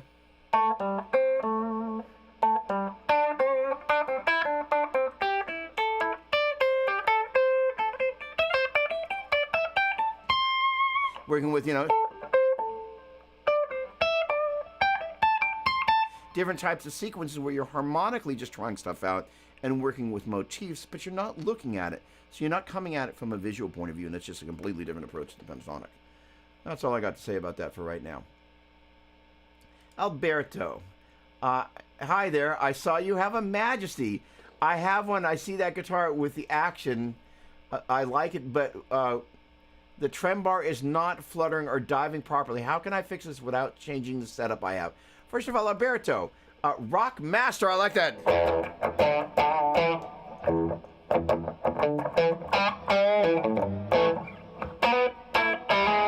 Oh, come on, in tune.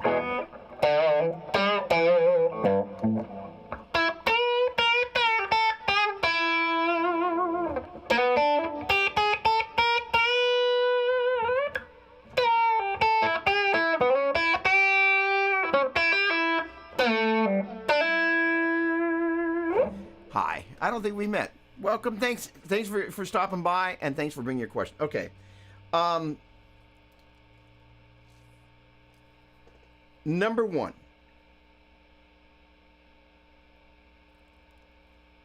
Those guitars generally want to be set up with a certain gauge, arguably a certain brand of string that they were kind of designed around, right? So Petrucci's an Ernie Ball guy, and he uses the Ernie Ball strings, right? So with and that's on loan from my buddies at Ernie Ball. They're great guys, great guitar, fabulous instrument. John has a thing about what he likes to do with the guitar, where he likes the string tension, and they are not easy guitars to play. Where it's like almost like a piano wire. He likes that because of, first of all, if you think about Dream Theater, there's all this stuff going on. And without bragging or anything about any of that, because we haven't met, so you wouldn't necessarily know this. Well, first of all, I'm getting ready to go teach at John's camp, but I've also become slightly friendly with John, but more so with his tech Maddie. So, I kind of know enough about the backstory about, from my friends at Ernie Ball, who are kind of a couple hours south of me here. Lovely people, really care about building great guitars. All of this is to say is John has a very specific idea about the response he wants from the string. And in turn, for some people, they loosen all that stuff up. They put a lighter gauge of strings on there, they loosen up the springs, and all of a sudden there are other things that begin to happen where the bar and those other things don't begin to respond as they should. So let me see real quick. Oh, sorry, that wasn't the desired outcome. Hang on. Shush. I don't think, what jack do you have here? There we go. Yeah, this will work. Yeah. So my guess is somebody has changed the gauge of strings or messed with the springs in the back. Ooh. So it should be doing that right now.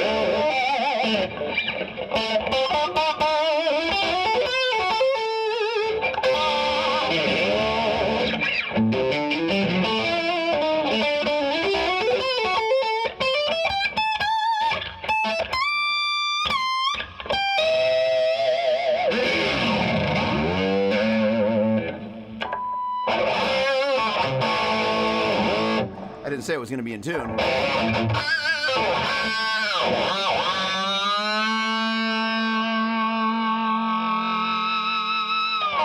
But I did say it's a great guitar. Flippin' A. So my guess would be, without seeing your guitar, somebody has changed the gauge and or the tension back here. So to your comment, part of the way this guitar was designed, and that doesn't mean it can't be set up in a couple of different ways. Number one, if your strings aren't new, that could be a huge part of the problem, because if you think about a rubber band that, as opposed to the elasticity, kind of, it doesn't kind of come back to its original form, it just gets stretched out. That happens with strings. They just lose their elasticity. And when that does happen, it begins to affect the elasticity of the springs and the entire mechanism of the tremolo. So it is possible that there are things that are happening that are related to your strings. So if your strings aren't new, I should probably be asking you if your strings are new. And are you putting 10 through 46 on there? That's kind of the gauge. By the way, for those of you that don't know this, one of my favorite resources is Sweetwater, for being able to go on 95% of the time, they will tell you the stock gauge and brand they'll at least tell you the stock gauge and or brand. I should say they'll tell you the gauge, and quite frequently you'll be able to figure out what the brand is. Let me back up. The gauge, 95 to 99% of the time. And often I know what the strings that are going on the guitar are. So with Fender, you know, if it's a Fender guitar, Fender's putting their Fender strings on there. So if it's a Gretsch and you know the gauge, Gretsch is putting Fender strings on their guitars because they're owned by FMIC, Fender Musical Instrument Corporation. So, and if it's an Ernie Ball guitar, guess what? They're putting Ernie Ball strings on there. If it's an Ibanez, they're putting Diodario on there. So there are these relationships where you don't necessarily know the brand, but you know the brand. So if you know the gauge, then you know which strings to go out and get. So that relationship between the strings and the springs is a really important one. Back here, you actually have access to the claw there. So if somebody's gotten in there and messed with the claw, then, you know, and, you know, here's the thing, is if you like the way the instrument plays, one of the things I would suggest doing would be to take it to a tech and say, this is what I like about the string tension, the string height, and this is how I like the tremolo to feel, but I'm not getting the warble or the response that I want from the bar. What can we do to get as close to where these things are that I like and get the bar where I want it to be, and what will I potentially have to compromise and to what extent? And a great tech will be able to walk you through that. And Gary Brower, my guy here in the San Francisco Bay Area, can solve just about any problem. And so as an end result, kind of knowing what the parameters are is really great. The other thing is Ernie Ball. They're a really good bunch. And I apologize, I got a little amp noise happening today, and I'm usually really conscious of it. By the way, that gets us to gates. One of the things that I learned, I did a series of videos around the JP2C 212 combo, or 112 combo, sorry. And one of the things that, you know, like this Mark 7 back there, they make a little bit of noise. That happens. But I started using a very gentle gate in the effects loop. And what's neat about it is that it would allow me, you know, one of the things when you're playing kind of some long melodic line, is when you finish the line and you kind of go like that, and then you mute the strings like that, either with the right hand like that or the left hand and just lifting up like that, and you go like that, and then the gate grabbing it after that, the delays continue and the reverbs continue after that, and then you can play when the gate's set nicely. That was one of the things I learned in that series of things that makes that noise go away for the most part. In any case, and it also makes the kind of the dismount from the end of a phrase really, really seamless. What's really cool about this is the Ernie Ball. It's their little kind of guitar maintenance kit, and it has this little kind of measuring stick here that you can use to measure your actions. So the other thing I would suggest doing is before you take your instrument anywhere, and it's set exactly where you want it to be, go ahead and take those. Sorry about that. Take those measurements. Did it again. I guess I wasn't that sorry. Sorry. And take the measurements of where things are at. So you've got a documentation of starting place. And that will be a help for just being able to kind of go, okay, this is where I started. Can I go lower or higher if I need to? And you can make those decisions there. I hope that was a help, and I hope that made sense. And I really appreciate your asking, because it can be really, you know, if you really like the way it feels, that's a really important thing. So what are the least number of things you have to change to get it to where you want? Hello, Kevin. Actually, good afternoon. We are having a great day. Have we met before? Because if we haven't, you also get a little salutation. But I'm going to add a little bit of this here. What have we got? Now, let's see. As I recall, yeah, there we go. Oh, it's been just a little bit of a minute. I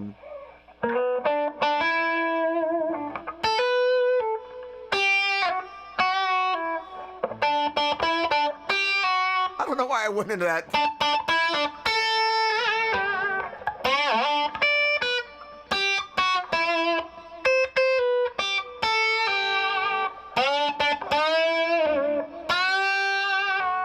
Now, here's a really interesting thing about ear training that I want to point out. Holy cow, there are 22 people here. Hello. Ear training is a really funny thing. And first of all, Kevin, hi. Good afternoon. So when we hear a song like Happy Birthday,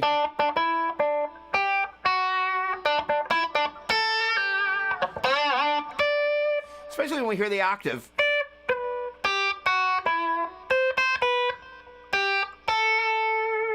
when we get to here, we're like, oh, there's the root. But it's really easy. You can kind of, once you kind of into it, like, oh, but you could have that as a motif. That is, say you got this note. Then we take that and move up.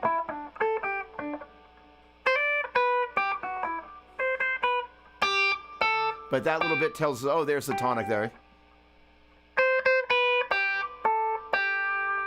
Where it resolves it like that. So my point being, in a roundabout way, is when we're listening for a melody and trying to figure out what's functioning as what. That is to say, if we think this is automatically the one, which honestly, when I first started trying to analyze Happy Birthday, I did. I just figured, oh, it must be starting off the one. And it's like, I kind of went, it took me a minute to go, no, that's not the case. And then you kind of begin to kind of go, where's the one? Oh, and then you kind of go, okay, one, half step to the 7, hold to the 6, hold to the 5, hold to the 6, hold to the 7, after the 1, hold to the 2, hold to the 3, after 4, hold to the 5. Now, the advantage of being able to quantify all of that, just for the sake of conversation, continuing that on, is we're going 5, 5, 1. Sorry, my bad. 5, 5, 6, 5, 1, 7, 5, 5, 6, 5. I can say it, but I can't play it. Hold on, so let's try this again. 5, 5, 6, 5, 1, 7, 5, 5, 6, 5, 2, 1, 5, 5, 5, 4. Sorry, 5, 5, 5, 3. The other thing is being able to recognize. Try it. 5, 5, 5, 5, 3, 1, 7, 6, 4, 4, 3, 1, 2, 1. It just allows us to have the ability to have context to be able to go, all right.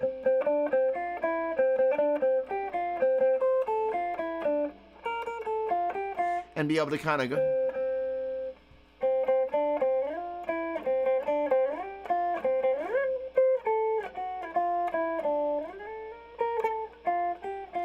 Be able to move it around once you kind of have a way of describing it. And the scale singing with the major scale is a great vehicle to get you there. That was a really kind of a strange departure, but I hope that helped somebody. But it's relevant. Oh, my word, Dr. Phil. Oh, hold on. Gosh darn it. Thank you for the reminding, Chris Alexander. Oh, wait. Let's just do this right. Hello. We know what time it is. Look at that guy. That just warms heart. So, we were talking before about kind of, I use the word product. When you talk about, you've got CDs, you have inventory, it can sound so clinical. But when you see somebody that supported what you're doing, it puts gas in the tank, it puts food in your stomach, and enables you to go out and do it on another night, those things warm the soul from the inside out. My buddy Chris. All right. Do you think there's a sound difference between a metal speaker grill and a normal grill cloth? So there is a lot of conversation around the thickness, the material, the coating on the material of what goes in front of your speakers.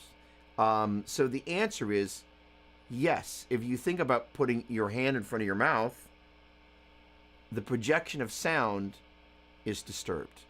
The biggest unexpected outcome from a metal grill that most people don't think about sounds like this.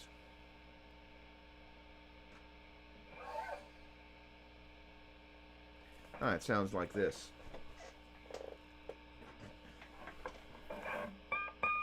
Well,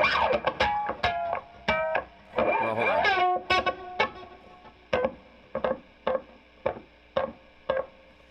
Well, it doesn't really sound like that. It's basically the microphone. If the speaker cabinet and the mic are on a riser, that the drum drummer and the bass player are on at any point, and that microphone stand starts moving, it starts kissing the front of that grill, you're going to hear the microphone coming into contact with that metal grill. Disaster. The answer would be, when and where possible, do not use a metal grill. They look really cool. I used to use these really cool speaker cabinets. I love the way they looked with the metal grill, and they definitely had a good impact on the sound. However, if you weren't careful and were on a stage that had too much movement, that microphone was banging up against the grill, and it's a problem. So it makes a big difference. Do I remember the first song that I learned completely?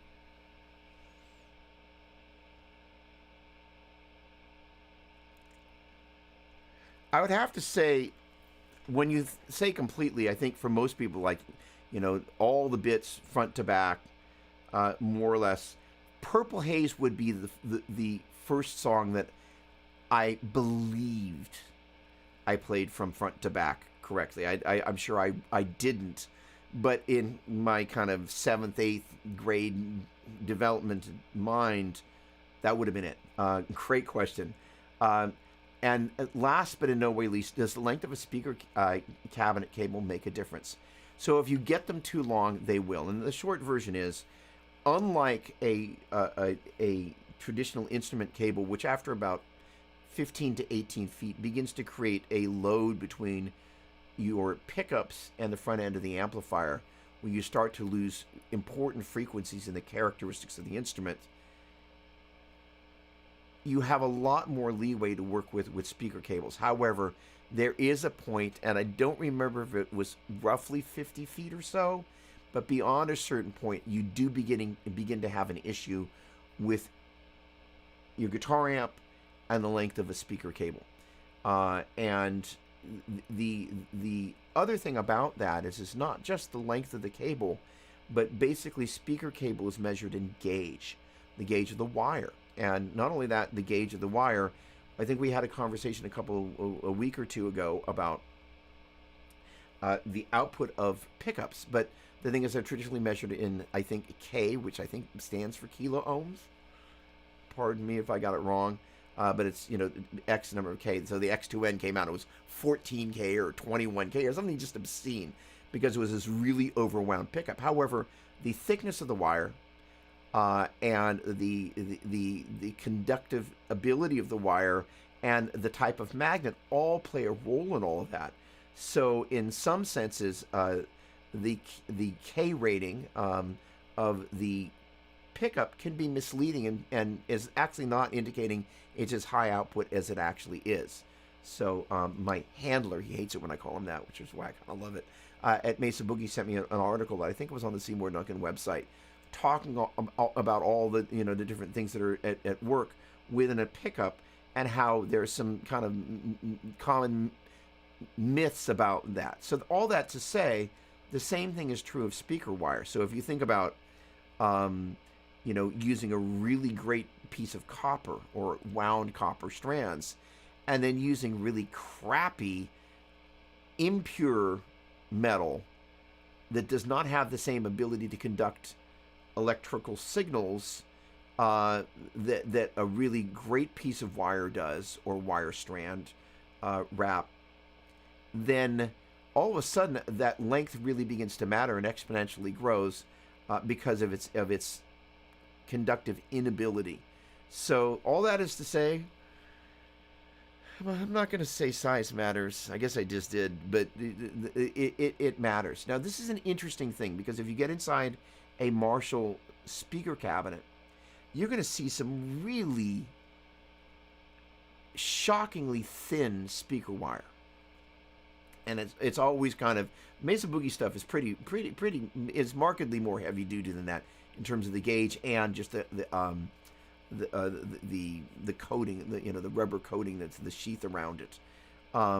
But Marshall speaker cabinets are kind of, for those of us that don't speak boogie, are the de facto standard.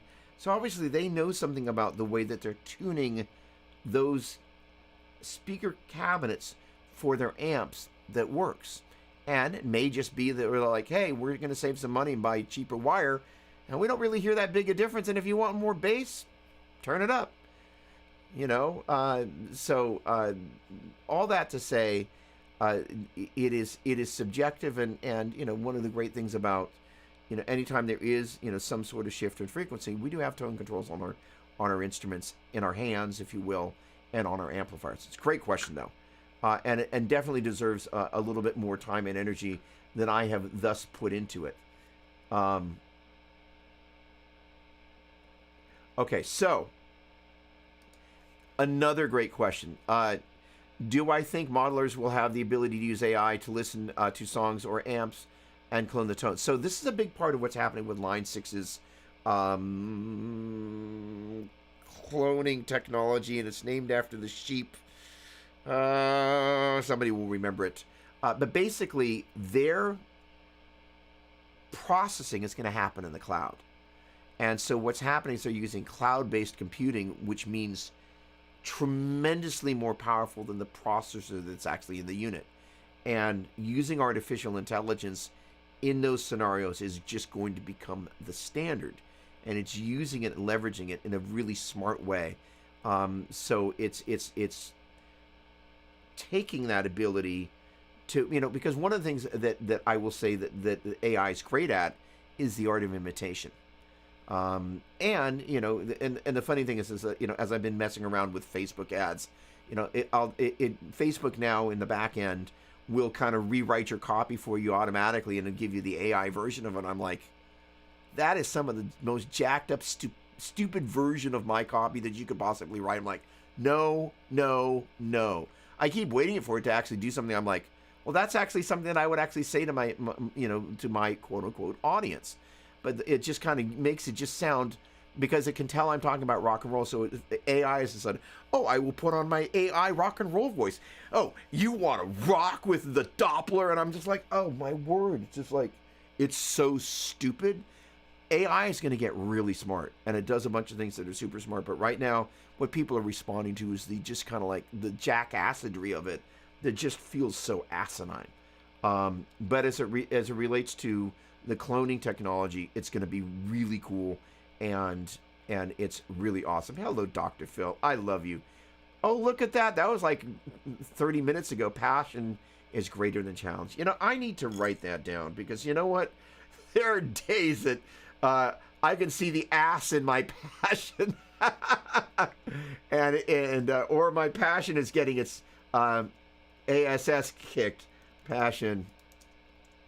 Thank you.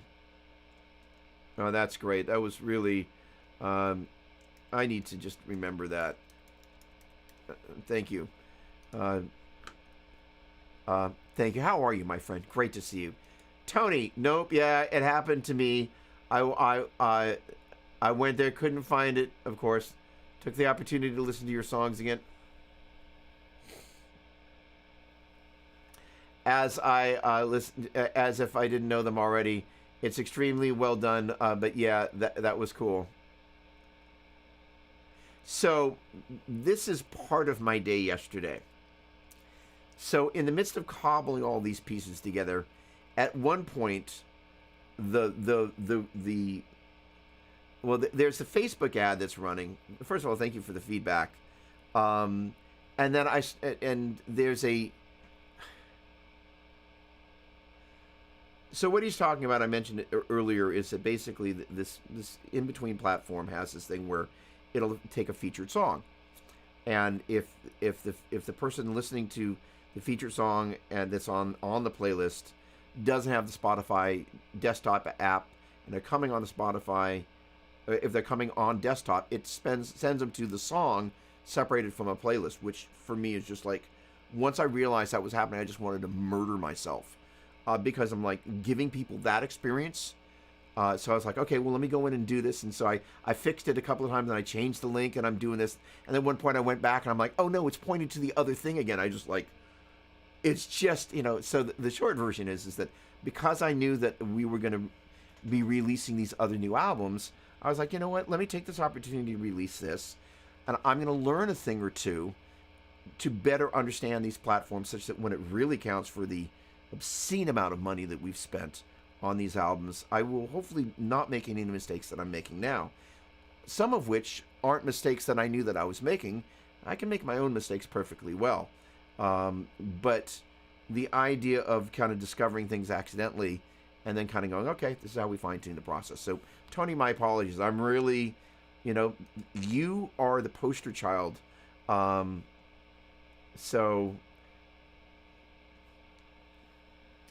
actually, I put together that link. It should be here for the actual playlist.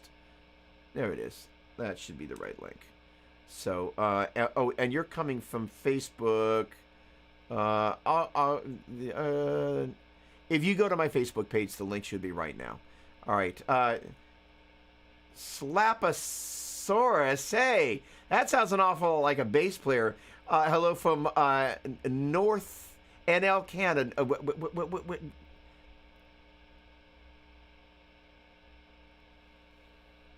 Awesome. NL. What does NL stand for? North. Near Los Angeles, Canada. No, near. Awesome. So first of all, sorry. Congratulations. Since we haven't met yet, you got to get a salutation.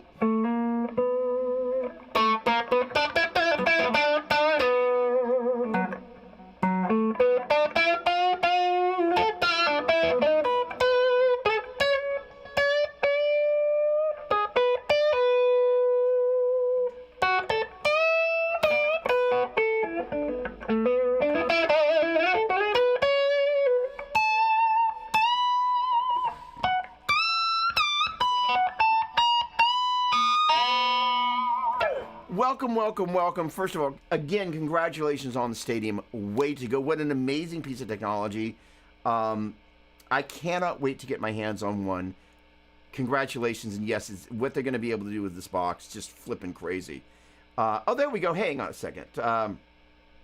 Nick, how are you? Check for a trem stop on the back of the trem, possibly on the Majesty. Although they don't traditionally put them on there, there's always a possibility somebody put a Tremel No on there. So thank you for that. It's a great idea. Kevin, there we go. I'm using 9.5s to 44s, Primo Slinkies on my Majesty. So that may, well, first of all, again, these guitars were initially designed for the 10 through 52 because John, again, likes a heavy,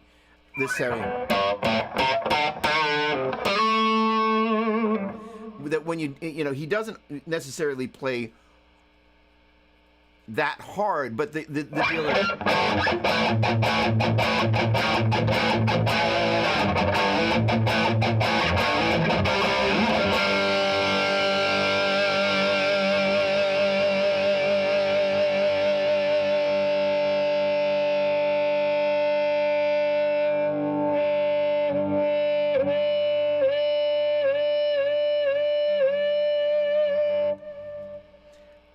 the piano wire vibe, that is to say, the tautness and the thickness of the string is part of the sound of the instrument. So if you can go up, and first of all, one of the people last week was mentioning about the 9.5s, and there are a couple guitars here that I'm actually, this V, so I've gotten used to playing that Epiphone with the 10s on. I'm going to probably go to 9.5s on this. I'm going to give that a shot. And most of my guitars have got these Dunlop heavy core strings, so that they're 9 through 42 on that, but because it has a heavier core, it responds more like a 9 through 46. However, I'm going to go up to a 9.5 set. So that is to say, you may find the extra rigidity that you get by going to a 10 through 40 to a 52, right? No, my bad. Sorry, 10. Why don't you look at the string? 10 through 46. So that's not as rigid as a 52. Right, so that's just kind of a standard 10 gauge.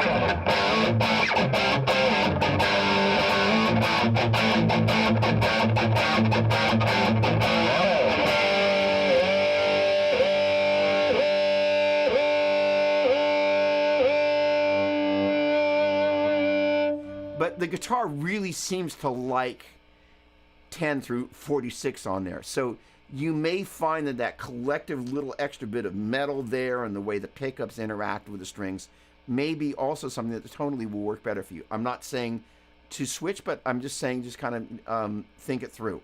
So yeah. Uh, Regardless. Oh wait. Hold on. Wait, was it Kevin? Kevin, were you the? Oh no, that was Alberto. My bad. Sorry. Uh, there we go. So Kevin, yeah. So oh, awesome. All right. So how do you like the 9.5s for the 44s? So like I said, I'm getting ready to throw them. I think probably on one of my V's, and I'm just like, I really like the idea of that kind of spot halfway between a 9 and a 10. Tens. Well, you get it. What made you switch? What made you go to that? I'd love to know. Raphael, good morning. Hello, my friend. There we go. Come on, I'll raise it up to that. Boom. Okay. All right, what did I miss? It does. Hold on. It's north of Louisiana. There we go.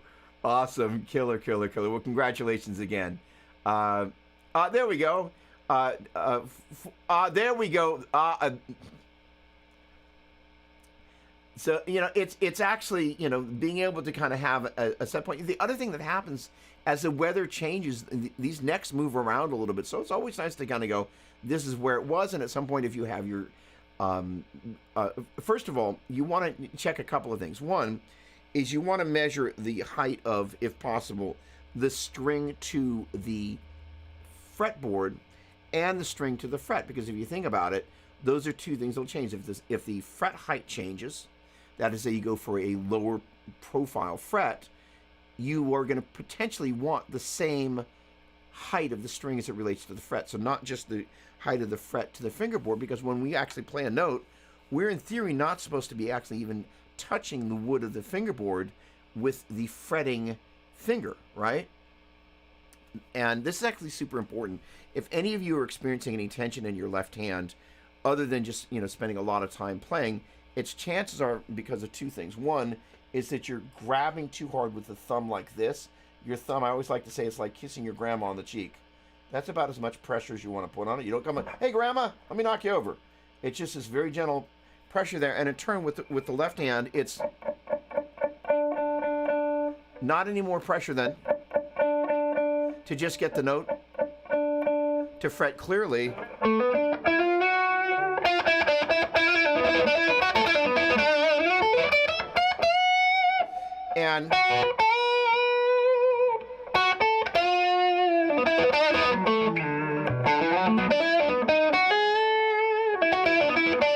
And when you're grabbing with the thumb,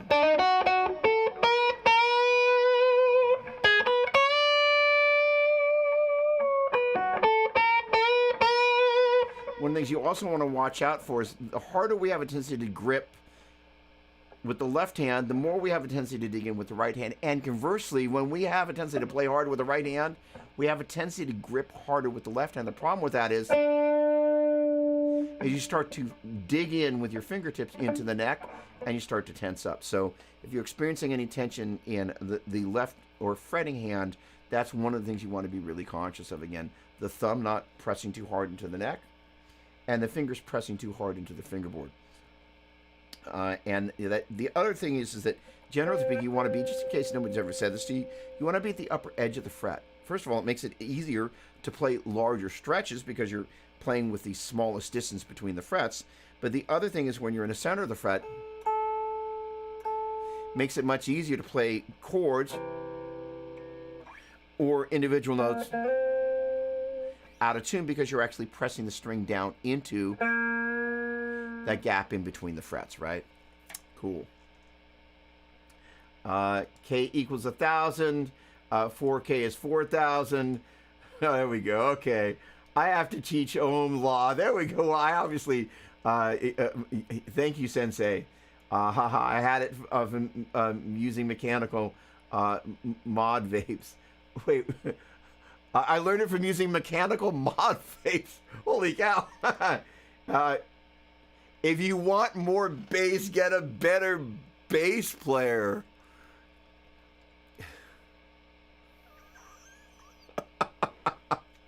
Welcome aboard. That's awesome.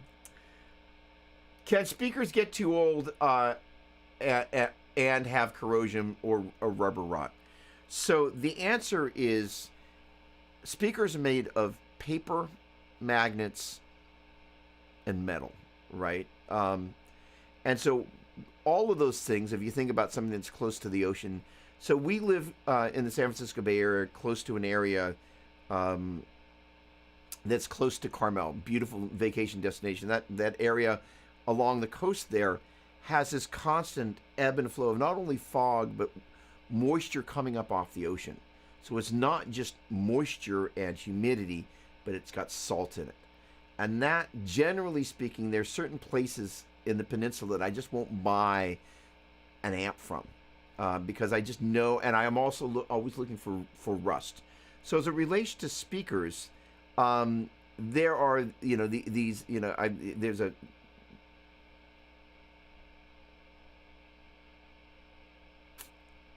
Bygone Sounds is a purveyor of these beautiful old vintage Marshall amps and cabs and speakers and whatnot. And they're also an authority on the different speaker codes in the years and whatnot.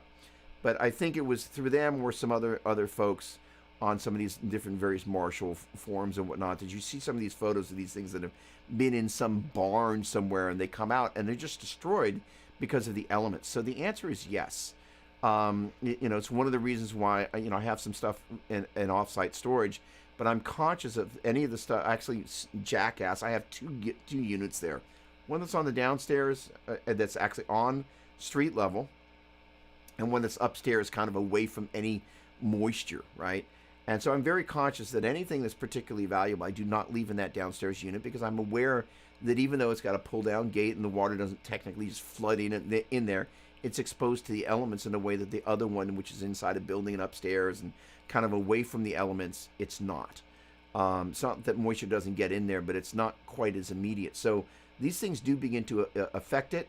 If you think about something that gets damp, you can get mold, you can get corrosion, aka rust, and it does affect the ability of these things to work. And again, with something that's rubber, if it gets really dry, for example, so the quote unquote better unit is in the second floor in an area that gets warm. So imagine on a day that's 110 degrees for 2 weeks in a row, anything that's got a speaker in it, it's beginning to affect some of that stuff, probably to a certain extent, slowly. But over time, it will impact that. Now, I'm saying that because I've seen the long-term effects of it. So obviously, there's got to be some shorter-term version of that, which is to say, every time I leave a speaker cabinet or an amp, I never leave my instruments in the car overnight. Never. But every so often after a gig, I'll leave the cabinets or the amp out there. But I'm always kind of aware of it's going to get hot, it's going to get cold, it's going to get damp potentially if the fog comes in. And I'm always thinking about, I know it's just one night, but this can't be good for my gear. So it's a great question. He's right. That is a good question, Chris. Brett, hey, you're still here, my man. I got the Stadium Mini ordered as of yesterday, so I've been watching Doug's and others' videos for it flat. Oh, that's awesome. First of all, pleasure to meet you. And, I love one of my favorite things about, doing gear demo related stuff is that you get a chance to meet people that you would never have met otherwise. So pleasure to meet you. Congratulations. The funny thing is that the smaller form factor, first of all, if you're not a person that has to have an onboard expression pedal, you're saving real estate. And the other thing about it is that, let's just say, for example, you're running some sort of MIDI clock sort of thing, stick that back in the rack and have an expression pedal down on the floor, and then all your presets are changing for you, or, maybe using it in combination with Showcase. And again, all that stuff's kind of happening on the fly. You're like, all I need is my expression pedal for the stuff I want to change. So congratulations. What an amazing piece of technology. And really nice to meet you. Thanks for stopping by. I am thrilled. I get I kind of wax lyrically and poetically or whatever about it, but the point of connection around gear, like I was mentioning about Brett, I know people, and we have these relationships, cool bro gear and Broette. How stupid. But you get to know people who love gear, and you have these really cool gear-born relationships, and I just flippin' love that. Should elaborate. Newfoundland. There we go. So I don't say it right, but got some taste on it, eh? Awesome. There we go. Newfoundland and Labrador is far eastern Canada. Nice to formally be introduced. Thanks for that. And I am indeed a bassist. I never would have guessed. So, so what you're going to love that you already know about, the B15N, one of the greatest bass amps ever. One of the things I got to do a decade plus ago was I got hired by Universal Audio. It's a very strange thing that I got hired to do this demo, but I got hired to do the Ampeg bass suite demo for them. So that was the B15N. That was basically their modeling of that as a plugin. Sounds great. As well as the SVT and the SVT Pro.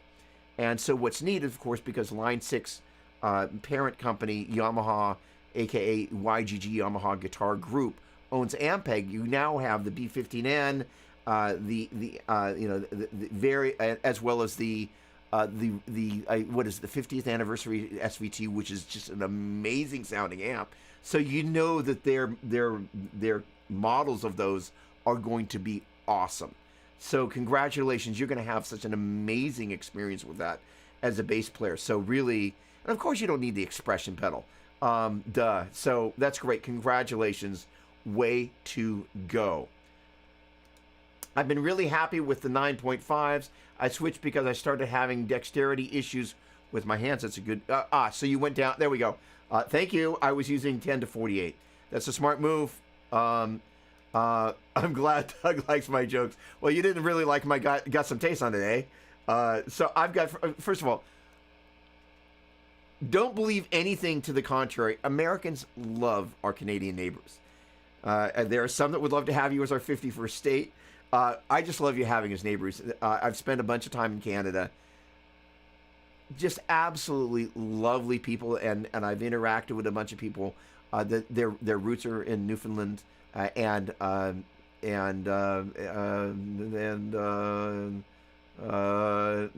Labrador. There we go. Pleasure. And just really, we're really, we could have, we could have far worse neighbors. Let me put it that way. So, and what's really neat, as I mentioned a little earlier, I got to get going in a sec.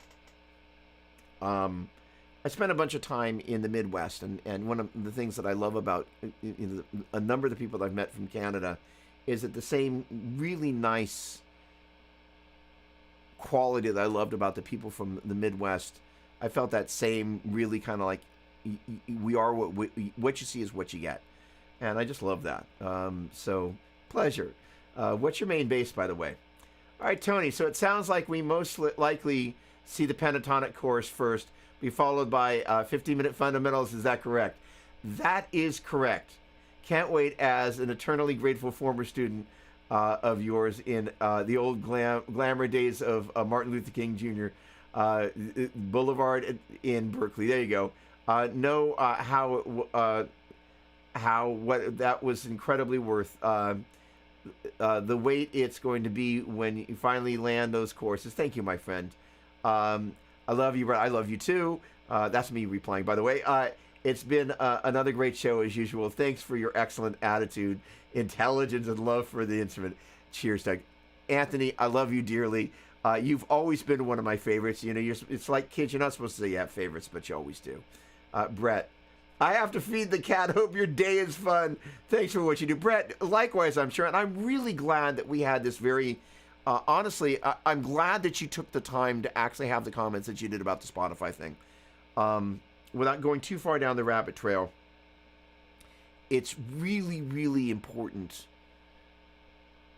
as I try and embark on this next journey of whatever my career is going to be attuned to the people that you're actually serving.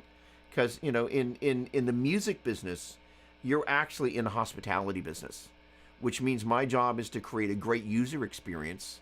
Tony, like ending up on that flipping mic. And it's just like, or just like, I don't use Spotify, and you're like, thank you very much. So like, how, Doug, what about people that don't want to use Spotify? Have you thought about that? And I'm just like, could add a V8, right? So I'm just like, it just really allows me to kind of go, because the thing is that we do get, no matter who we are, shiny object syndrome, right? Like, we get really enamored with what Spotify can do, and sometimes you forget, am I missing something in this equation that I need to be paying attention? Now, as it turns out, this really cool software that I use also services Apple Music and iTunes and all the other digital platforms. And I will admit at this point, I've been so kind of like, I just don't understand Spotify. I want to die.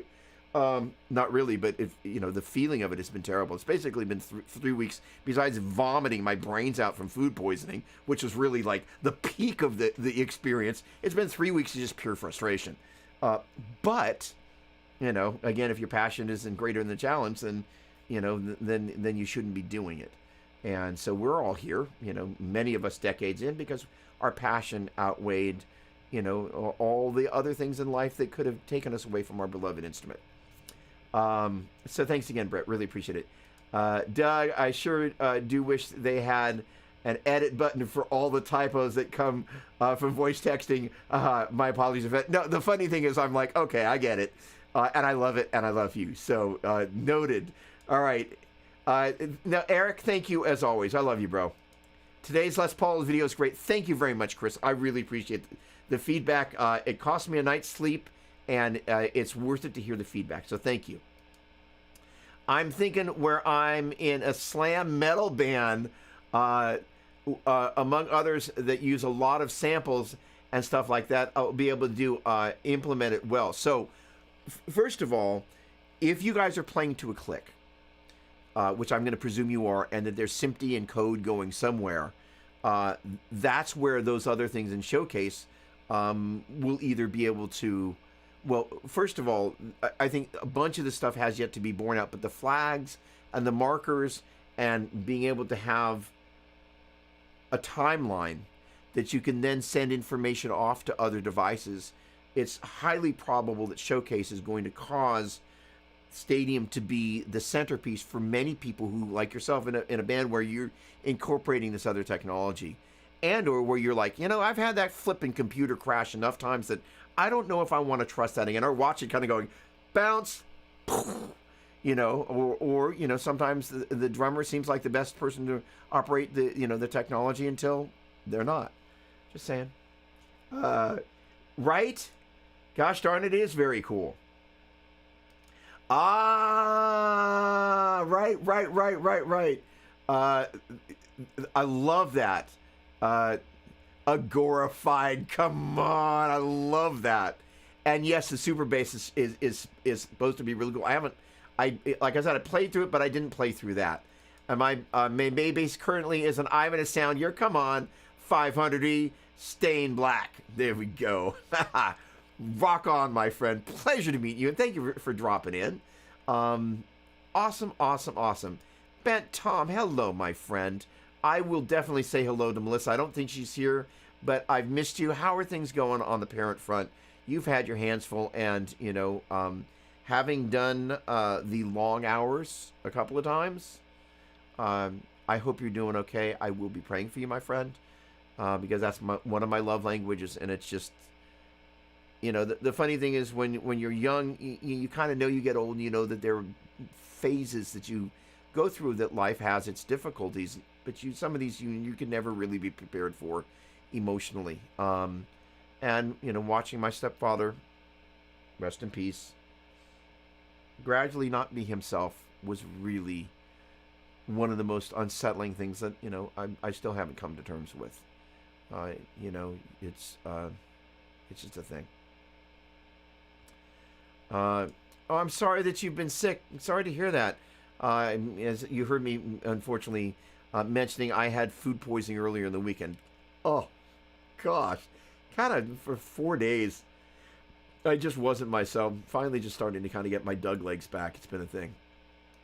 Right? Yeah, you gotta love that name. Albert, I love you. You know that. David, hello again. Safe travels. Thanks so much. Have a good weekend, everybody. See you in a few weeks. So again, everybody, I'm not going to be around next Saturday because I'm going to be at the John Petrucci camp. And the week after that, I'm going to be at the Corey Wong camp. But I will be here after that. Ron, hello, hello, hello. Great to see you. Thank you, thank you, thank you.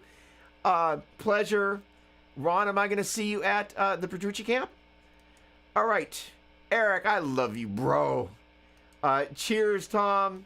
Dad's still in remission. Yes, I was in the hospital from a grand mal seizure. But I'm on the med now. All good. I will, like I said, be praying for you, my friend. Love you. Cheers, Brent. And Ben. And cheers, Doug. Awesome. I'll be sure to catch the next stream. Keep on rocking. Likewise, I'm sure. Keep that. All right. Get. You need more bass. Get a better bass player. Thank you. I appreciate that. And again, I'm sorry. I didn't want to minimize you're not feeling without, but you know that. So that's how we roll. Sonia, you're still here. That must have been a good cup of tea. I guess it was black tea. Chris, love you, bro. Tony, thanks so much. Ron won't be there, but I wish you could. Okay. Everybody, I always say it at the end, but I'm so grateful because I am. So thanks so much. I love you. God bless everybody. And, thank you for, this is, it's like every week, I kind of feel like I'm a tire that regardless of what week that I've had, I always look forward to doing this. And I feel like I got a fresh dose of a kind of a it's not helium that you put in your tires, but I kind of feel like, oh, I got to top off. And it's the most wonderful feeling because it's warm from the inside out. Thank you for that. Much love. Great to see you. I'll see you in 3 weeks. Take care, my friends.